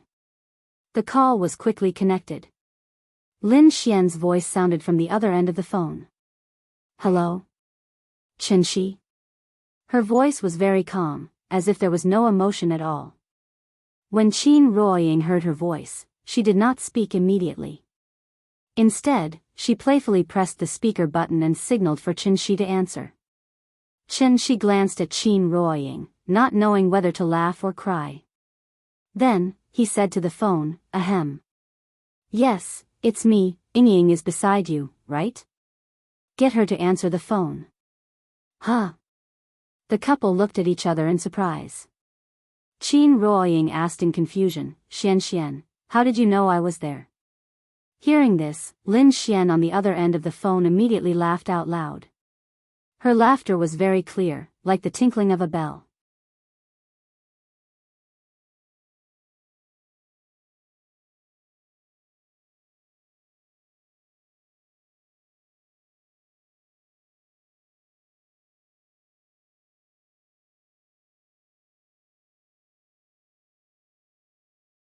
Everyone was sitting by the river, admiring the beautiful scenery while discussing work. It could be considered a small bourgeois atmosphere. Ying, here, as soon as Qianxi's family arrived at the restaurant, Lin Xian stood on the steps and waved at them excitedly. It had to be said that Lin Xian's outfit today was very eye-catching. As a professional woman who has lived in the CBD business circle for a long time, Lin Xian wore a dark blue dress and a well-cut long trench coat today. In addition, she had combed her short blonde hair into a bob with bangs, which not only reflected the capable temperament of an urban white-collar woman, but also had a unique charm of a mature woman. It was simply a beautiful scenery on the banks of the Dianjiang River. After Qin Ruoying heard Lin Xian's shout, she immediately waved at her. At this time, the little girl lying in Qianxi's arms finally saw Lin Xian, so she immediately waved her little hand and shouted at Lin Xian happily, "Sister! Sister!" As she shouted, she also motioned for Qianxi to put her down. After Qianxi put her down, the little girl took a step and ran toward Lin Xian. Lin Xian squatted on the ground and gently hugged the little girl in her arms. Then she pinched her little face and asked, "Nian Nian, how have you been recently? Did you miss sister?" "Sister, I miss you so much." The little girl's mouth was so sweet that it immediately made Lin Xian giggle. After all, this little thing had said before that she liked Lin Xian, so when she saw Lin Xian again, she was naturally very close to her. Seeing their daughter acting coquettishly in someone else's arms, the couple didn't mean to be jealous at all.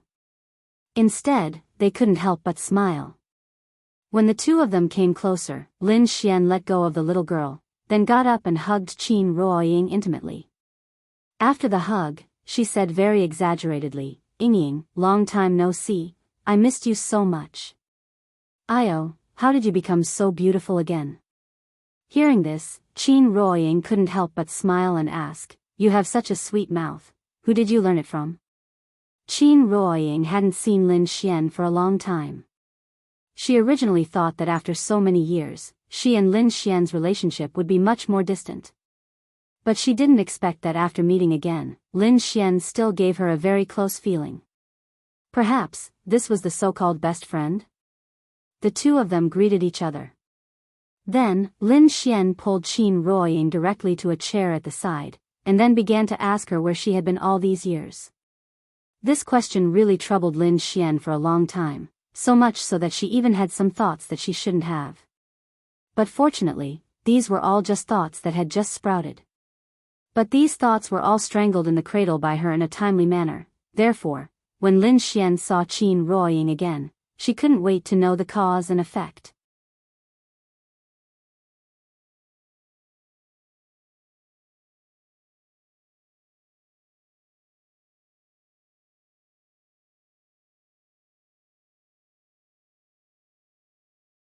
Your daughter is already so old, but I'm still single. How can I not be anxious? How can my family not be anxious? Even if you're anxious, you can't be so careless. Qin Ruoying rolled her eyes at Lin Xian in exasperation. Seeing this, Lin Xian held onto her hand and patiently explained, Yingying, listen to me. Actually, what I mean is that I'm not young anymore. Since I agreed to date someone, it's obvious that I'm aiming for marriage. Grandpa Mao once said that those who don't date for the purpose of marriage are all hooligans. So, I have to carefully examine him. If he can successfully pass my examination, then why can't I marry him? Qin Ruoying was speechless. After hesitating for a long time, she asked with a puzzled expression, Xian, do you love him? Love? Hearing this, Lin Xian couldn't help but chuckle. Yingying, you might not know. How difficult is it to meet someone you like in this world who also likes you? Actually, a lot of people can only choose one of two. You can either choose the one you like or the one who likes you. I think I'm still very rational, so, I choose the latter. Saying this, Lin Xian couldn't help but glance at Qin Shi. She seemed to be envious of the relationship between the couple. Seeing that Lin Xian had already said this, Qin Ruoying naturally couldn't say anything else. Therefore, after hesitating for a while, she could only sincerely wish her well. Okay, although it's still a little rushed, I believe in your taste, so I wish you happiness in advance. All the best, Xian. Thank you. Perhaps because this topic was a little heavy, the two quickly changed the topic, and then chatted about everything. Qin Ruoying hadn't talked so much in a long time. After all, she didn't have many friends, and Lin Xian was one of the few that she had left. Therefore, after lunch, Qin Shi's family didn't rush to leave. Instead, they continued to accompany Lin Xian for afternoon tea. In the end, because Lin Xian received a call from her leader, saying that there was an urgent matter that required her to return to the company, Lin Xian could only reluctantly say goodbye to Qin Shi's family. Sister, goodbye. Lin Xian had just treated the little guy to a lot of desserts, which made the little guy very happy. Therefore, even though Qin Shi had already walked a distance away with her in his arms, the little guy still reluctantly turned back and waved at Lin Xian. Nian, goodbye, sister will treat you to good food next time come, mua. Goodbye, sister. Hearing this, the little guy covered her mouth with both hands, gave Lin Xian a flying kiss, and then obediently returned to Qin Shi's arms. Lin Xian stood by the street, until Qin Shi's family got into the car and left. She didn't leave. Just like that afternoon last year. It was a beautiful September day, and the pier was quiet. She stood under the palm tree, just like today, watching the car gradually disappear into the distance. Lin Xian was slightly absent-minded. But at this moment, a feminine man's voice suddenly sounded from behind her. Xian, I've been waiting by the side for so long, but you didn't even give me a chance to go on stage. Let me tell you. I'm angry. Lin Xian turned back to look, only to see a gay-looking man in tight pants, walking quickly towards her with a resentful expression. Seeing this, Lin Xian complained helplessly, didn't I tell you to wear a suit? Look at you, how can I introduce you to my friend? Xian, I've said it many times. I don't like, wear, or pretend. What's wrong with me wearing this? Why can't you introduce me to your friend? Hearing this, Lin Xian could only sigh, and turned to apologize to him. All right, it's my fault, I shouldn't have asked you to come. I apologize to you, don't be angry, okay? I'm not happy. I'm a little angry. All right, I'll treat you to coffee, don't be angry. Saying this, Lin Xian went up to the man's arm, and pulled him to a nearby coffee shop. As they walked, Lin Xian tilted her head to look at the sea not far away. The afternoon sun shone on the surface of the sea, as if the sea was coated with a layer of gold powder. The sparkling waves were almost blinding. In a daze, Lin Xian's thoughts drifted further and further away.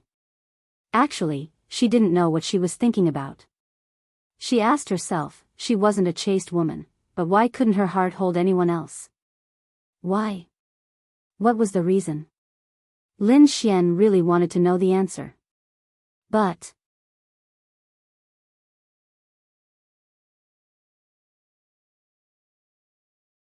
Chapter 277. After a short reunion with Lin Xian, Qin Ruoying's mood became very happy.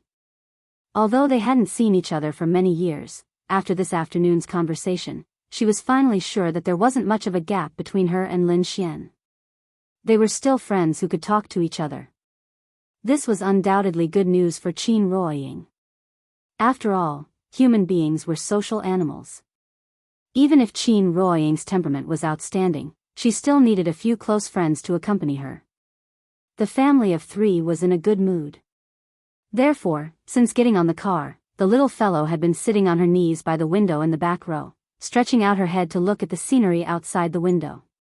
When she saw a gift shop on the street, she couldn't take her eyes off it. Because, in the gift shop's cabinet facing the street, there was actually a huge teddy bear. The little fellow liked teddy bears very much, but she had never had a teddy bear of her own, so she immediately put her little hand on the window, pointed at the teddy bear in the distance and said, "Papa, I want that." The little fellow pulled Qianxi's arm, indicating that Qianxi should look in the direction she pointed. How sharp were Qianxi's eyes! With just a casual glance from the corner of his eyes, he already understood what the little fellow wanted. But, when Qianxi saw what the little fellow wanted, he didn't promise to buy it for her. Instead, he pretended to be puzzled, as if he didn't see what the little fellow was pointing at. After the little girl anxiously shouted a few words, Qianxi put on an act and moved her head closer to the little girl. Then, she looked in the direction the little girl was pointing at. "Nian Nian, what do you want? Why didn't Papa see it?" That. Over there. Papa, look. Bear.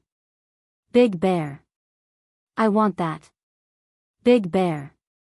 In a moment of excitement, the little fellow couldn't even speak clearly. Where? Come, let me see again. Qianxi continued to pretend that he did not see anything. There was only one reason why he was acting like a fool, and that was, he didn't want to buy the teddy bear for the little girl at all. Of course, the reason why Qianxi didn't want to buy a teddy bear for the little guy was obviously not because of money, but because he was now thinking from the perspective of a parent. After all, the child was still young and had no sense of propriety. If he blindly obeyed the child, he would unknowingly hurt the child. Of course, this kind of damage was hidden. The so-called obedience was actually a disguised form of doting. This was also a taboo question for Qianxi. That was why he pretended to be crazy in order to fool them. The roads in the city were very crowded, so the taxi moved very slowly. However, no matter how slow the car was, when the green light came on, the taxi would still slowly move forward with the traffic. Therefore, after Qianxi pretended to dawdle for a while, the gift shop completely disappeared from the little fellow's sight. Looking at the teddy bear that she was so fond of disappearing, the little fellow immediately leaned on the back of the chair and pouted. No matter how Qianxi talked to her, she just turned her head and didn't say a word. Well, she was angry again. The couple looked at each other, and both of them couldn't help shaking their heads and laughing. The child's temper was getting worse and worse recently. If it went on like this, maybe she would be spoiled by them in the future. Although they didn't speak, they reached a consensus through their eyes. It was time to strangle this evil trend. The taxi continued to drive. After the little fellow's performance, the sunny sky just now unknowingly darkened at the moment. A large dark cloud appeared out of nowhere and hung over the city. It was as if it had suddenly dragged everyone from the sunny afternoon to the dark night. The street lights on both sides of the street continued to light up, and the cars on the road also turned on their headlights. The taxi driver stuck his head out of the window and looked up at the dark sky. He couldn't help but mutter in Zhonghai dialect, "It's going to rain," but what the driver didn't expect was that as soon as he finished speaking, bean-sized raindrops fell from the sky like a torrential downpour, hitting the whole car with a pitter-patter sound. A torrential rain began without any warning. This rain was very heavy. It was probably the heaviest rain that Xianxia had seen since he returned to Earth. Because the rain was too heavy, even if the driver adjusted the windshield wipers to the highest gear, he still couldn't see the front clearly. The taxi struggled to move forward in the pouring rain. According to common sense, a heavy rainstorm like this was usually a sudden shower, and it should soon clear up. But today's rain was beyond everyone's expectations. After going through untold hardships, the taxi finally brought Xianxia and his family back to the Kangju district. The rain didn't lessen at all, but became heavier and heavier. The rain poured down, and the wind howled. Because he didn't want to be too conspicuous, Xianxia took off his coat and held Qin Ruoying by the corner, temporarily using the coat as an umbrella. Then, the couple rushed into the rain with the little fellow in their arms. Although Xianxia's coat was shielding her, the splashing rain continued to hit the little fellow's face. The rain soaked down her neck and soaked into her clothes, but the little thing didn't feel cold at all. Instead, she shouted happily. "Mama, come on. Papa, come on. Run faster. Run faster. We're almost home." The loud sound of the rain completely covered her excited screams. By the time the couple finally ran into the building with the little guy in their arms, the family of 3 had all become drowned rats. Perhaps it was because they hadn't been as embarrassed as today for a long time. So when the couple looked down at the little fellow who was still giggling in Xianxia's arms, the two of them couldn't help but giggle with the little thing. For a moment, the laughter of the family of 3 successfully covered the sound of the rain outside. But when the family was laughing foolishly, there was a sudden flash of light outside. Then, a series of muffled thunder exploded in the sky. Rumble. The wind and rain blew, and thunder and lightning intertwined. This year's spring thunder seemed to come earlier than in previous years. The deafening thunder continued to sound, and every sound could make the little fellow in Xianxia's arms tremble with fear. Seeing this, Xianxia hurriedly hugged the little thing tightly in his arms, and at the same time used his vital essence to block most of the sound for her. And just when Xianxia was busy comforting the little fellow, Qin Ruoying seemed to have noticed something all of a sudden. She couldn't help but frown slightly. Then, with a puzzled expression, she came to the iron gate of the building and looked up at the gloomy sky. You're tuning in to the Carefree Valley YouTube channel. Don't forget to subscribe and join us on this journey to catch the most captivating stories.